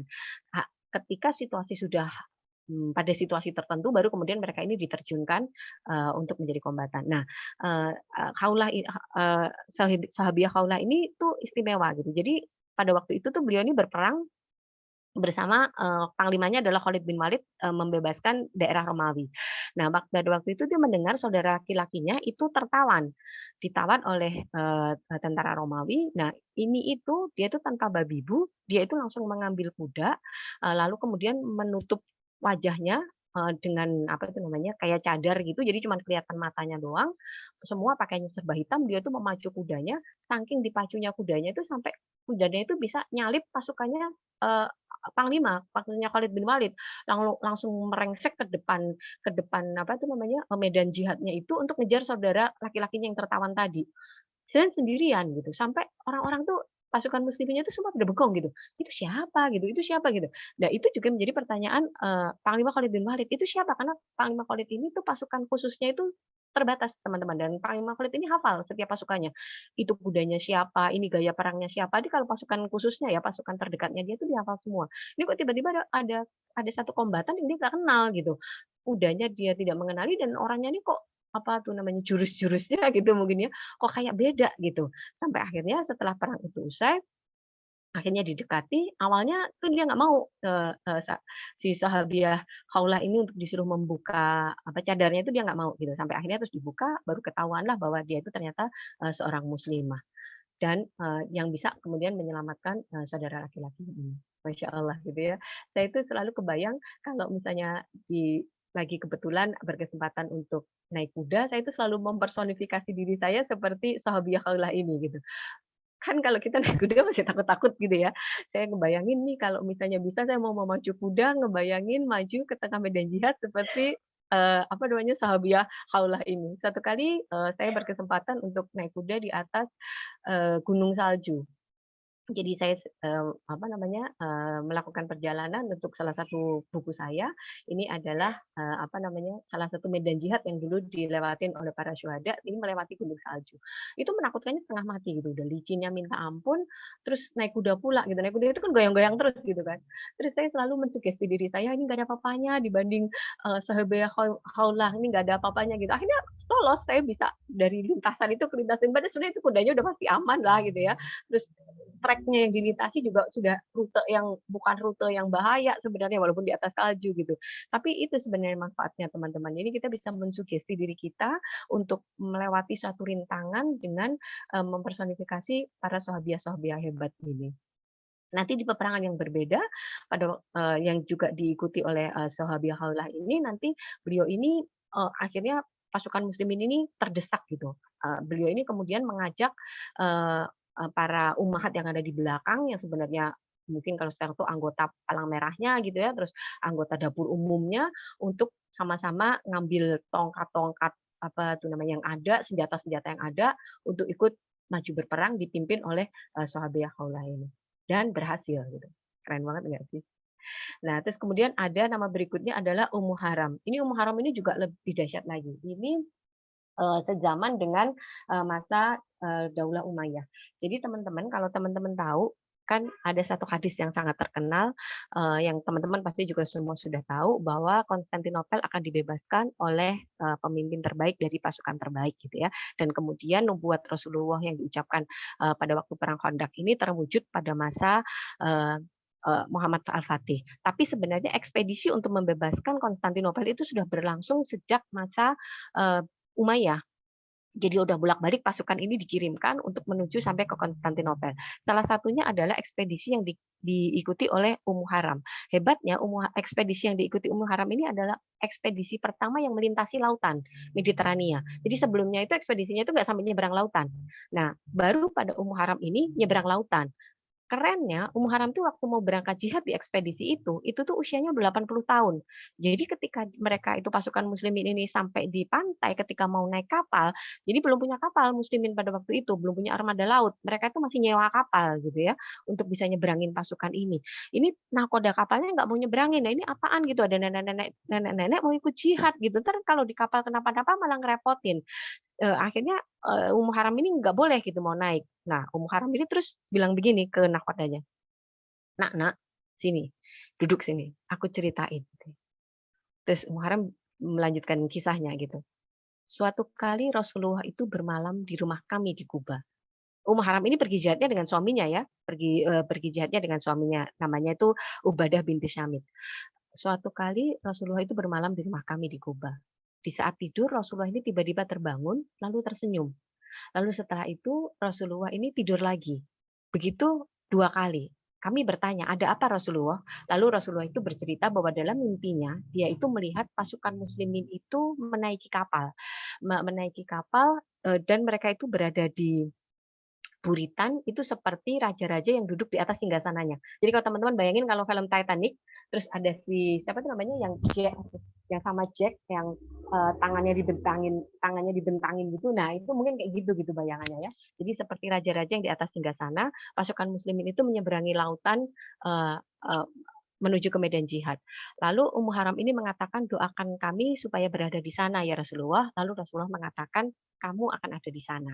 Terus kan kemudian Rasulullah tertidur lagi, pas bangun beliau tersenyum lagi, kemudian mengucapkan Allah Akbar lagi, terus ditanya apa namanya, ada apa lagi ya Rasulullah gitu. Rasulullah masih menjawab yang sama, kemudian beliau mengatakan kamu juga akan ada di sana. Jadi ini menunjukkan bahwa Ummu Haram ini akan 2 kali ikut dalam ekspedisi dan betul memang 2 kali Ummu Haram ini ikut dalam ekspedisi. Jadi ekspedisi pertama ini belum berhasil, lalu kemudian kembali lagi, lalu kemudian di ekspedisi kedua Ummu Haram ini ikut lagi berjihad. Nah, kemudian beliau ini syahid di tempat yang sekarang kita kenal sebagai Pulau Siprus. Jadi di situ tuh terjadi pertempuran di situ, kemudian Ummu Haram ini terjatuh dari kudanya, lalu kemudian syahid di situ. Nah, pada tahun 2010 ini Presiden Erdogan ini mengirim satu tim untuk mencari lokasi peperangan itu di Pulau Siprus. Kemudian tim dari Turki ini ternyata menemukan tempatnya. Tempatnya itu ternyata sudah didirikan satu masjid. Masjidnya itu didirikan dari tahun 1300-an. Jadi sebenarnya dulu ketika zaman Turki Utsmani itu sudah pernah ketemu lokasi peperangan itu, lokasi syahidnya Ummu Haram ini. Nah, kemudian masjid itu direnovasi lagi oleh pemerintah Erdogan dan diberi nama Hala Sultan Teke. Ini sekarang menjadi masjid ini sekarang menjadi salah satu destinasi wisata. Kalau teman-teman nanti Allah izinkan perjalankan untuk bisa ke Siprus, nanti harus banget untuk mencari masjid ini supaya kita bisa menziarahi dan mentadaburi perjalanan jihadnya Ummu Haram ini. Kebayang ya teman-teman pada masa itu gitu eh, apa namanya hidupnya itu seperti apa gitu ya, dia mujahidah, kombatan, menunggang kuda, ngayunin pedang, apa panah gitu, melintasi lautan Mediterania. Jangan bayangin kita sekarang gitu ya udah bisa nyebrang laut gitu. Itu zaman dulu tuh umat Islam itu belum kenal lautan gitu, melintasi naik kapal, kemudian syahid dan dikuburkan di negeri yang asing sama sekali. Masya Allah gitu ya, sebuah perjalanan hidup yang bikin iri banget semua orang, bikin iri banget saya gitu. Lalu berikutnya ini ada, nah ini saya juga ngambilin contoh pahlawan nasional kita Laksamana Keumala Hayati. Mungkin teman-teman kalau taunya Aceh itu pasti Cut Nyadin. Cut Nyadin ini juga sangat hebat sekali, tapi Laksamana Keumala Hayati ini menurut saya juga dahsyat banget karena apa? Ini merupakan admiral perempuan pertama yang dididik langsung oleh pasukan Utsmani. Jadi pada waktu itu Daulah Utsmani ini, relasi Daulah Utsmani dengan Aceh ini memang sudah terjalin sangat lama sekali, bukti-bukti sejarahnya sangat banyak. Salah satunya adalah mereka itu tidak hanya mengirimkan pasukan perang untuk membantu Aceh melawan Portugis, tapi mereka itu juga mendirikan akademi militer di Aceh. Nah, salah satu murid-muridnya yang terkenal itu selain Sultan Iskandar Muda, ini adalah Laksamana Keumala Hayati. Nah, Laksamana Keumala Hayati atau yang di Indonesia lebih seringnya disebut Laksamana Hayati. Nah, itu Laksamana Malahayati ini suaminya ini adalah seorang mujahid yang syahid dalam pertempuran melawan Portugis. Lalu beliau ini minta izin pada Sultan pada waktu itu namanya Sultan Saidil Saidil Alauddin ini untuk diizinkan ikut berperang. Nggak cuma dirinya, tapi dia juga ingin membentuk pasukan yang terdiri dari para janda-janda syuhada ini. Lalu kemudian diizinkan pasukan itu kemudian diberi nama pasukan Inong Bali. Ini pasukan tuh dahsyat banget gitu, militansinya, kemampuannya itu udah bikin Belanda itu sampai Belanda dan Portugis itu sampai ketakutan. Sampai kemudian pada masa Belanda itu mulai merapat ke Aceh gitu ya. Ini ada salah satu admiralnya. Admiralnya itu namanya Cornelis de Houtman. Mungkin teman-teman pernah dengar gitu ya di pelajaran sejarah. Cornelis de Houtman ini datang bersama saudaranya Frederick de Houtman ini akan melakukan perundingan gitu ya. Nah, ini pada waktu itu sempat kemudian terjadi apa? Cekcok gitu ya. Sebelum terjadi pertempuran gitu akhirnya terus berkobarlah pertempuran besar. Nah, Laksamana Keumala Hayati ini dengan keberaniannya yang luar biasa itu dia itu kemudian naik gitu ya, melompat ke kapalnya Cornelis de Houtman, dia perang, kemudian dia tanding 1 lawan 1. Ini perempuan dan ini orang Belanda, badannya itu mungkin teman-teman bisa kebayang gitu ya, badannya orang Belanda itu pasti jauh lebih gede gitu dibanding dia. Dan ini adalah admiral, admiral itu jenderal angkatan laut pertama di dunia yang dibunuh oleh perempuan, dan itu adalah seorang muslimah, dan itu adalah pahlawan kita, Laksamana Keomalahayati. Dengan rencongnya, dia itu menusuk Cornelis de Houtman sampai tewas. Ini tercatat dalam sejarah di seluruh dunia, betapa memalukannya Cornelis de Houtman ini udah lawan perempuan kalah gitu ya, dan ditusuk dengan rencongnya. Dan itu adalah pahlawan kita. Kebayang ya teman-teman, harusnya semangat kegigihan yang seperti ini itu menginspirasi kita gitu, bahwa katakanlah ketika suaminya meninggal itu bukan akhir dari segalanya. Dia Laksamana Keomalahayati justru mengumpulkan mereka janda-janda syuhada ini untuk kemudian menjadi pasukan yang militansinya luar biasa hebat. Nggak cuma hebat, mereka bisa buktikan admiral jenderal tertinggi angkatan laut Belanda pun akhirnya tewas di tangannya dia. Oke, next slide. Berikutnya ini saya akan sebutkan. Nah, jadi teman-teman, kalau teman-teman tadi saya cerita bolak-balik tentang perempuan-perempuan hebat, semuanya muslimah-muslimah hebat tadi, ternyata dalam Islam itu tuh tidak mengenal kalau yang sekarang kita sebutnya apa ya, bias gender apalah gitu ya, yang Barat sebut itu tuh nggak ada dalam konsep Islam. Ini terbukti ternyata ada guru-guru muslimah ini yang merupakan guru-guru para ulama-ulama ternama. Jadi ini saya catat beberapa, ada banyak sekali sebenarnya, ini saya hanya poin-poin beberapa saja. Ibnu Hajar Al-Asqalani itu punya 53 guru muslimah. Ini ahli hadis teman-teman, kebayang ya, guru muslimahnya itu ada 53 orang. Lalu kemudian ada Imam Asy-Syafi'i itu punya guru muslimah itu ada 68 guru muslimah. Lalu ada Imam As-Suyuti itu punya 33 guru muslimah yang itu adalah sepertiga dari gurunya. Jadi sepertiganya itu dia belajar dari seorang muslimah. Jadi ini sebenarnya tidak, teman-teman, ini adalah merupakan bukti pada kita bahwa sebagai seorang muslimah itu nggak ada halangan kalau kita itu mau berkontribusi, memberikan yang terbaik yang kita miliki untuk Islam dan umat Islam. Oke, next slide.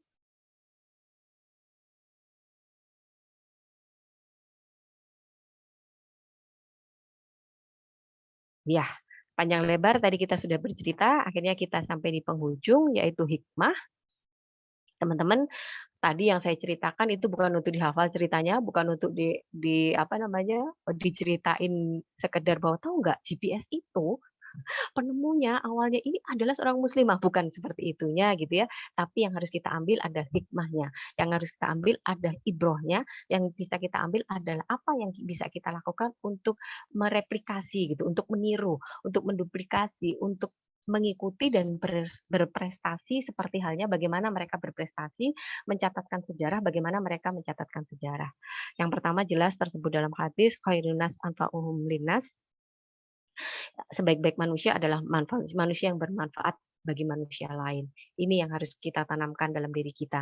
Jangan sampai hidup kita yang cuma sebentar ini gitu ya, jatah umat Muhammad itu 63 tahun, yang kalau dalam hitungan akhirat itu hanya 1 menit 49 detik gitu, itu ternyata hanya berlalu sia-sia begitu saja. Kita harus menjadi manusia yang bermanfaat bagi manusia lain. Lalu berikutnya adalah Islam adalah agama yang membebaskan manusia dari kejumudan. Jadi nggak ada itu dikotomi laki-laki dan perempuan, semua sudah ada koridornya, semua sudah ada aturannya. Namun sejarah sudah membuktikan bagaimana para muslimah-muslimah yang mencatatkan dalam sejarah peradaban Islam, bagaimana muslimah-muslimah pertama yang memberikan inspirasi bagi kita bahwa segala hal itu juga bisa kita lakukan sesuai dengan koridor yang benar. Lalu kemudian dalam setiap kondisi seorang muslimah itu harus bisa memberikan kontribusi untuk peradaban. Dulu para mujahidah-mujahidah telah memberikan contohnya, sekarang hari ini adalah giliran kita.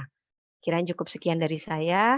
Silakan kalau mau dilanjutkan dengan sesi tanya jawab. Kalau ada yang benar, semuanya dari Allah. Kalau ada salahnya, semua dari saya. Wabillahi taufik wal hidayah. Wassalamualaikum warahmatullahi wabarakatuh. Waalaikumsalam warahmatullahi wabarakatuh.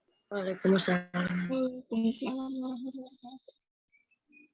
Insyaallah, alhamdulillahirrahmanirrahim, telah selesai materi dari Kak Utik ya.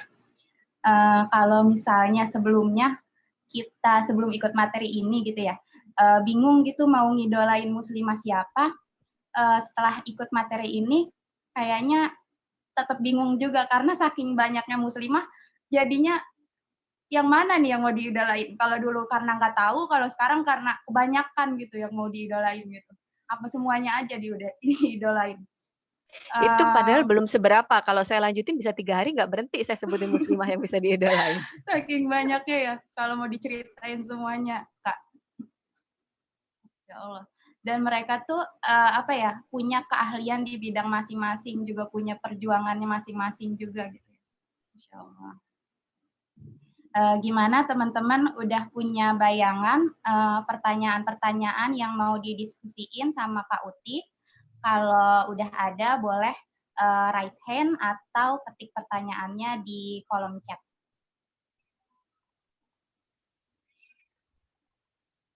Silahkan teman-teman.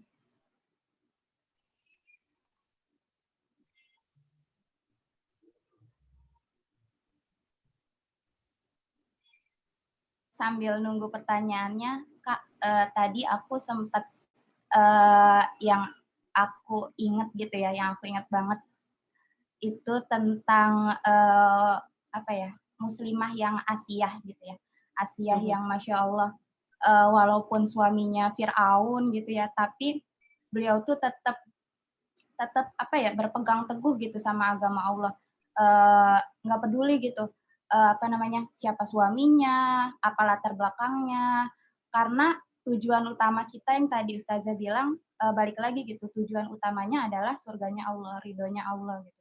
Jadi mau apapun gitu ujiannya, tugas kita tuh hanya berusaha, kemudian kembali lagi tujuannya untuk Allah gitu.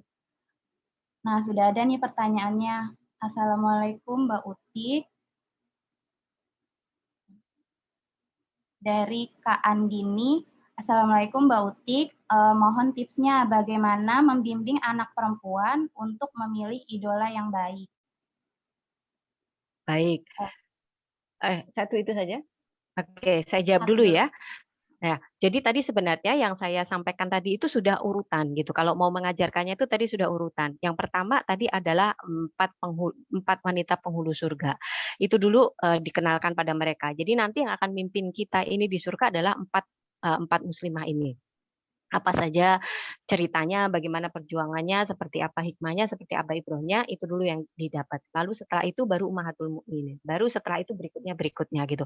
Jadi rasanya kalau misalnya kita sudah apa itu urutannya itu, insya Allah itu sudah sesuai gitu. Sama dengan kalau kita mau mengajarkan pahlawan Islam secara umum, yang pasti yang pertama yang setelah Rasulullah selesai kita pelajari, lalu kemudian berikutnya adalah Khulafaur Rasyidin. Setelah Khulafaur Rasyidin adalah 10 sahabat yang dijamin surga. Setelah 10 sahabat yang dijamin surga, kemudian para apa itu namanya veteran Badar. Setelah veteran Badar baru kemudian para veteran Uhud dan seterusnya. Nah, ini sebenarnya kalau dalam kurikulum, ya, sebutnya bukan kurikulum ya, kayak kesannya kayak di sekolah banget gitu, tapi pembagian urutannya itu sebenarnya kalau dalam Islam itu sudah ada gitu. Jadi ketika kita mau mengenalkan sesuatu itu kita tinggal copy aja deh gitu. Itu juga kok dulu yang diajarin ke Salahuddin Al-Ayyubi, itu juga dulu yang diajarin ke Muhammad Al-Fatih, dan hasilnya adalah generasinya Salahuddin Al-Ayyubi, generasinya Al-Fatih. Jadi kalau kita tinggal niru aja gitu. Nah, ini dulu yang diajarkan adalah seperti itu. Kita kenalkan dulu 4 wanita penghulu surga, lalu setelah itu kita kenalkan Ummahatul Mukminin, lalu setelah itu baru kita kenalkan yang berikutnya. Ini teman-teman, kalau misalnya kita itu sudah tahu betul para Ummahatul Mukminin aja, kita sudah dapat betul hikmahnya, kita sudah bisa menginternalisasi mereka ke dalam diri kita, kita tuh udah pasti akan jadi muslimah yang dahsyat. Itu sudah pasti gitu. Nggak akan ada itu menye-menye, nggak akan itu ada galau-galau, nggak akan ada itu apa tuh namanya mati gaya, nggak akan ada yang kayak gitu-gitu gitu. Udah pasti semua permasalahan yang kita alami sekarang itu udah ada contohnya dialami sama mereka dan sudah ada solusinya. Jadi sebelum kita tahu, nih kejadian kayaknya habis ini begini deh gitu. Ini kejadian habis itu begitu deh gitu. Itu tuh udah ada dulunya gitu. Dan bagaimana mereka mengatasinya itu udah ada. Udah tinggal ngikutin aja gitu. Udah plek-ketiplek aja ngikutin, nggak akan tersesat deh gitu. Jadi begitu ya saran saya. Gimana Kak Andini? Ya, sudah banget. Terima kasih Mbak Uti penjelasannya. Baik. Pertanyaan selanjutnya Kak. Assalamualaikum Kak Uti, mau tanya judul buku yang tadi direkomendasikan untuk mengetahui cerita para sahabiyah? Banyak sebenarnya. Oh, yang tadi yang saya bawa ini adalah bukunya apa itu namanya untuk Ummahatul Mukminin. Ini istri-istri Rasulullah. Tapi kalau untuk yang sahabiyah ada, sirah sahabiyah itu ada. Dicari saja sirah sahabiyah, itu nanti akan muncul buku-buku yang memang recommended tentang para tadi yang saya ceritakan semua tadi. Tentu tentu kalau sirah sahabiyah terbatas sampai ke generasi sahabiyah ya.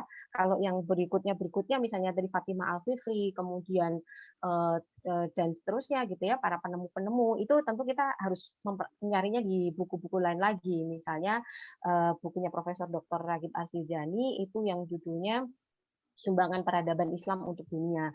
Itu nanti di situ.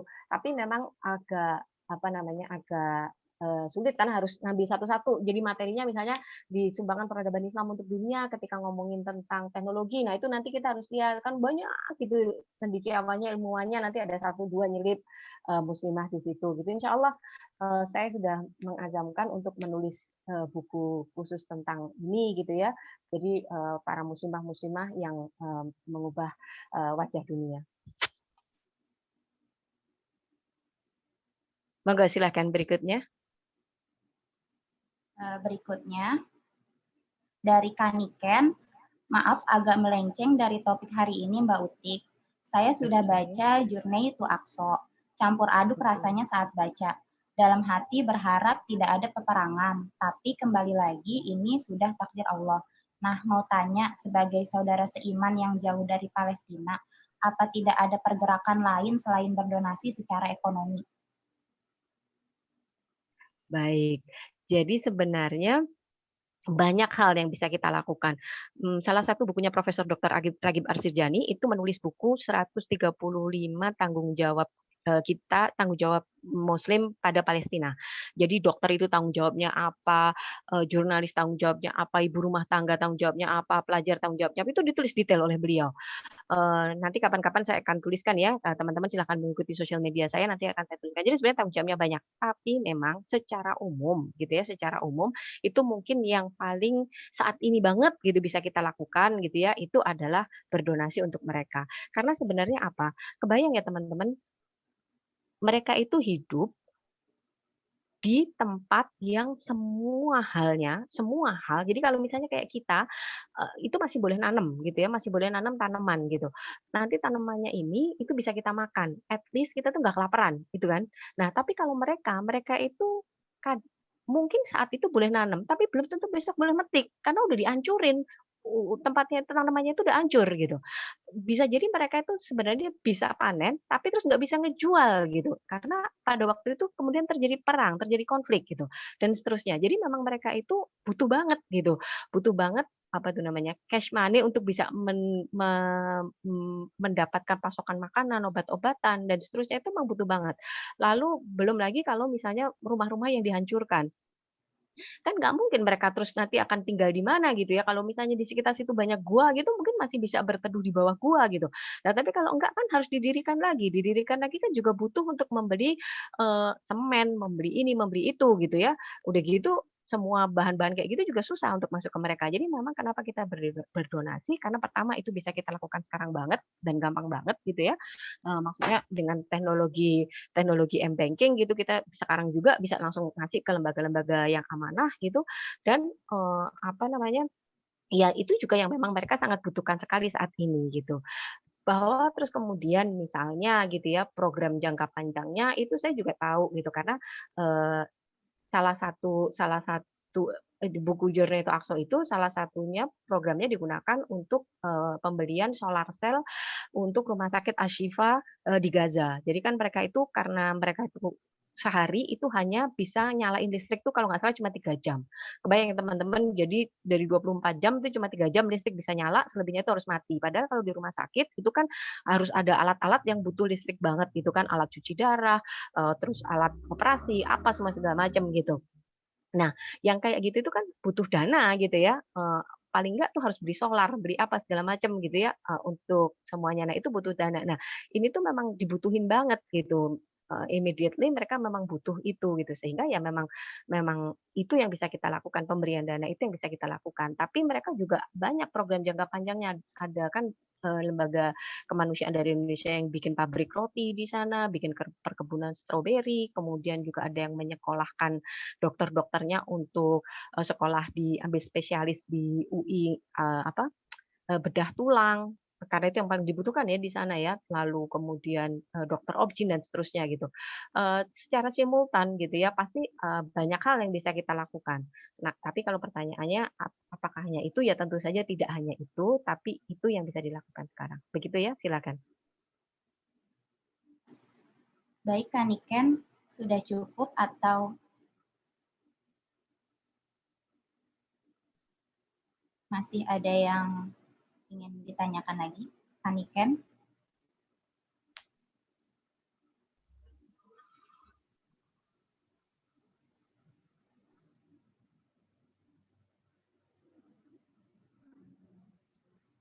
Kayaknya udah cukup ya.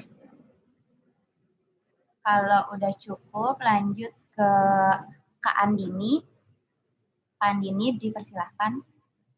Ya, Assalamualaikum. Terima kasih kembali untuk kesempatannya. Saya sebetulnya udah ibu-ibu nih, saya punya anak 2. Mbak Uti, saya mau tanya ya berkaitan dengan peran muslimah ya, Masya Allah kalau membaca paparannya kan tadi ternyata muslimah muslimah kita ini sudah mendapat contoh muslimah yang sangat luar biasa gitu ya di masa lampau, kiprah mereka termasuk di ranah publik gitu. Tapi kalau saya lihat sekarang seperti ada dikotomi antara wanita bekerja dan wanita rumah tangga gitu ya. Menurut Mbak Uti bagaimana ya sebaiknya muslimah masa kini ini berperan gitu dalam kesehariannya gitu. Termasuk juga kan ada anjuran tidak boleh berikhtilat dengan ikhwan lah kalau dalam bekerja gitu. Nah, ini bagaimana ya? Mungkin Mbak Uti ada pandangan atau saran-saran yang bisa disampaikan untuk anak-anak saya ataupun para muslimah yang hadir di sini. Terima kasih Mbak Uti. Assalamualaikum.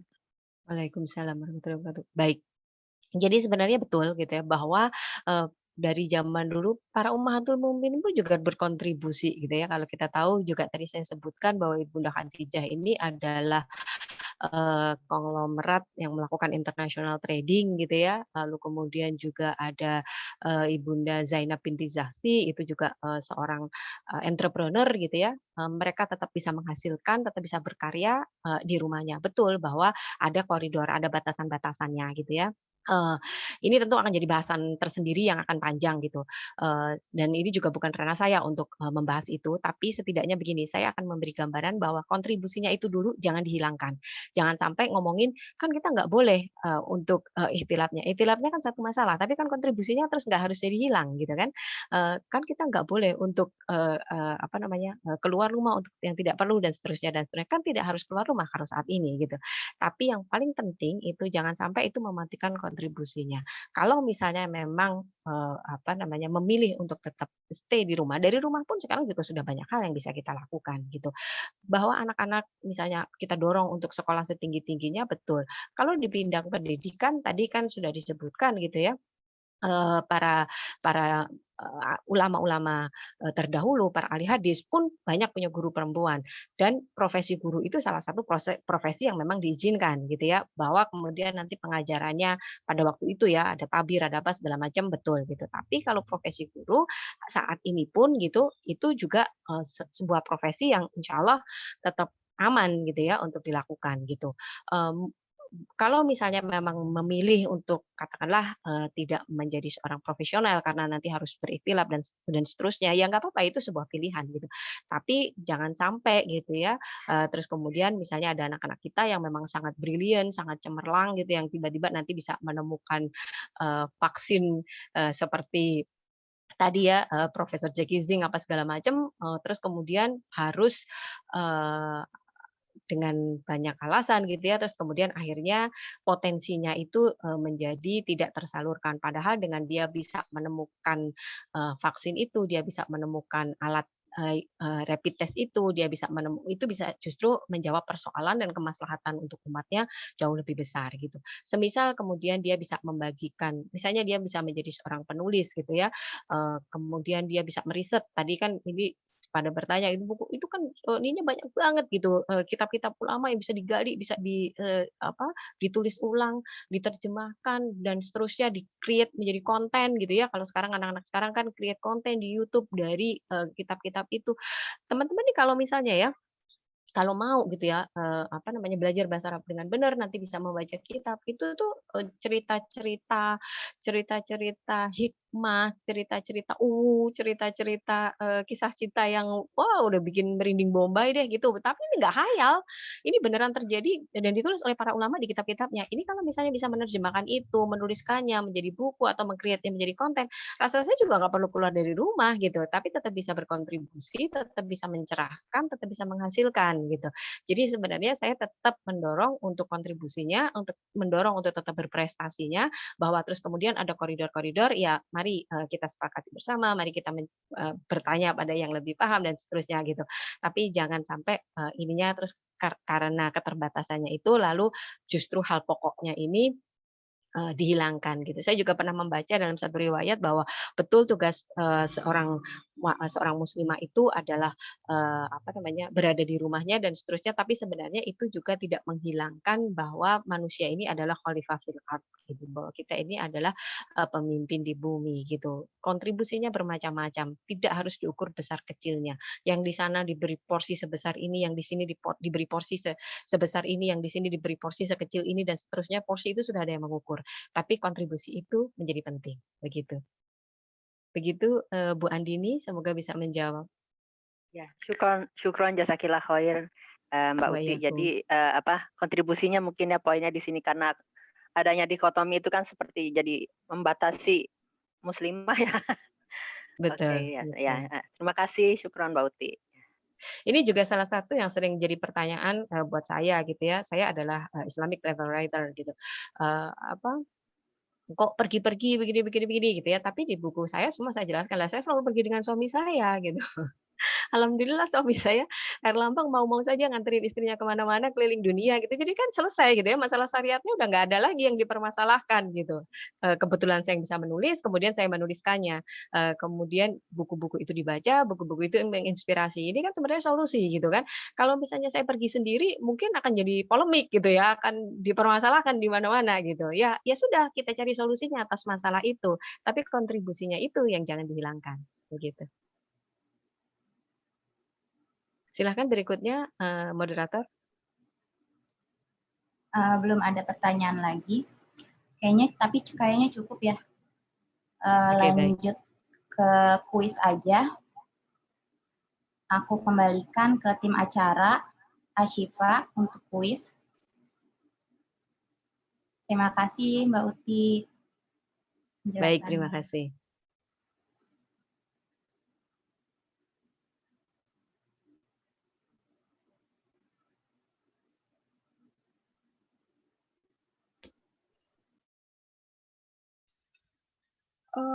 Buat teman-teman, nanti link quiznya aku share di grup WA ya.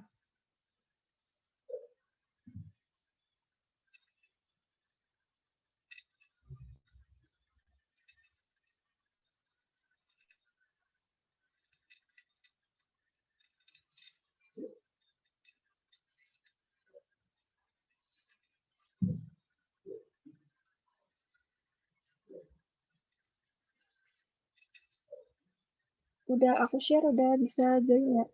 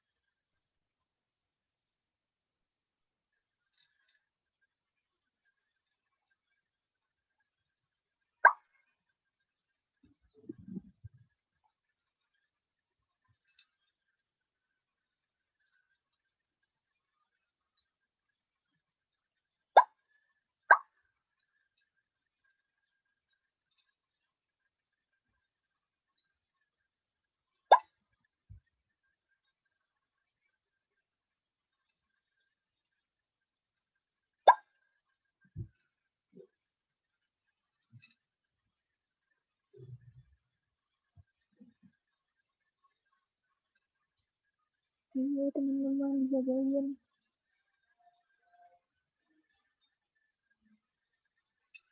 Ada lagi yang mau join?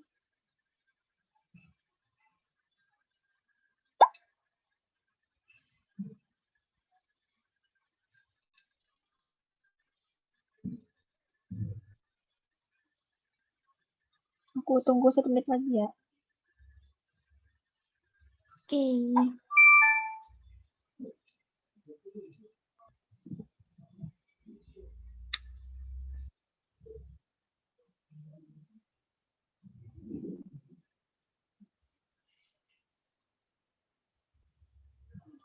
Aku mulai ya. Iya.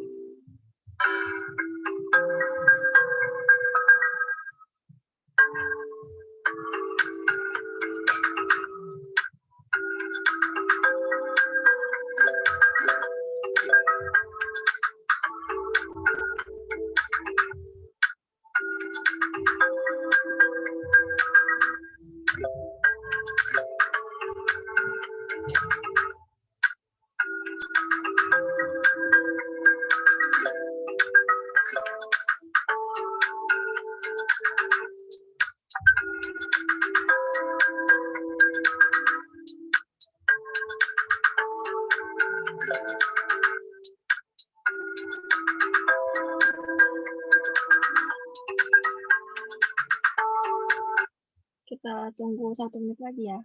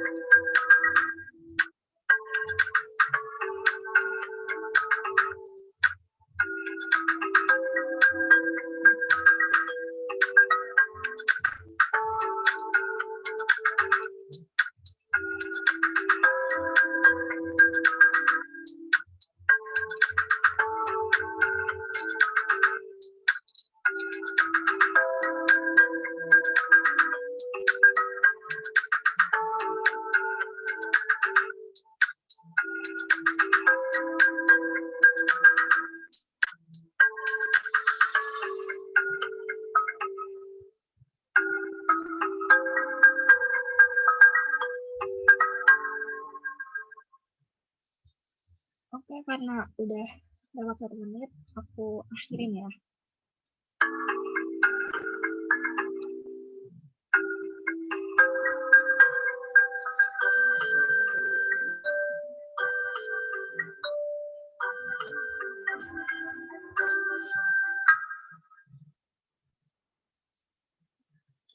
Selamat buat Kak Jayantri, bisa dapat peringkat 1. Selamat juga buat Kak Andini, dapat peringkat 2, yang dua-duanya benar semua jawabnya. Selamat juga buat semuanya. Boleh dikembalikan lagi ke Kak MC.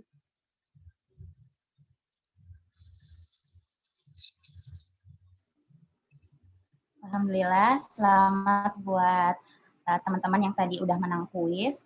Sebelum acaranya ditutup, kita dokumentasi dulu sebentar. Dikembalikan ke tim acara untuk dokumentasi.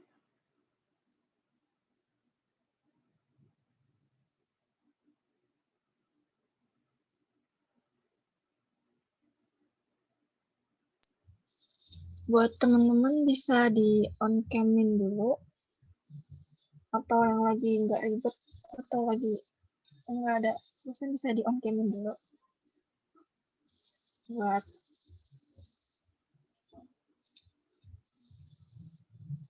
Buat Kak Marisa, Kak Nurun, Kak Yola, Kak Queen, Kak Herlambang, Kak Dinda Aisyah, Kak Triasi, Kak Hestinis, Kak Niken, bisa di on cam-in dulu.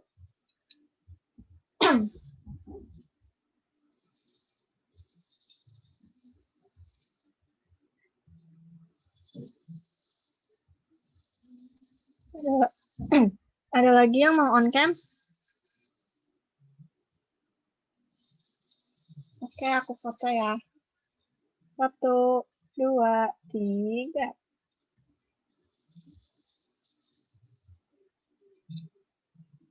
Sekali lagi. 1, 2, 3. Oke, udah.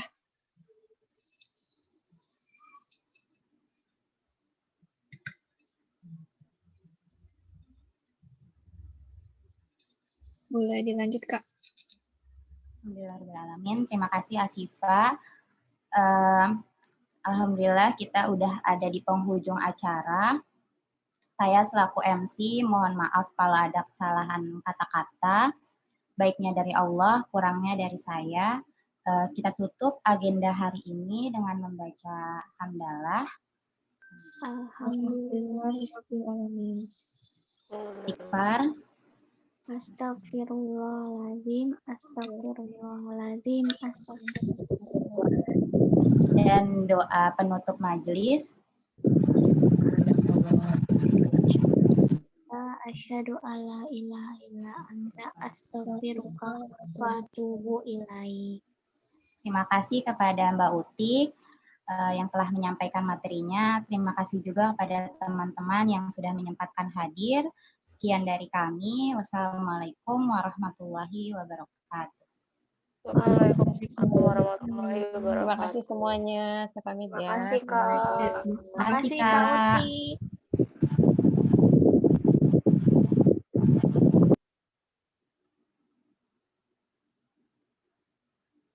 Ini aku end ya teman-teman. Ya. Makasih udah hadir. Terima kasih Kak Nia. Makasih Kak. Waalaikumsalam.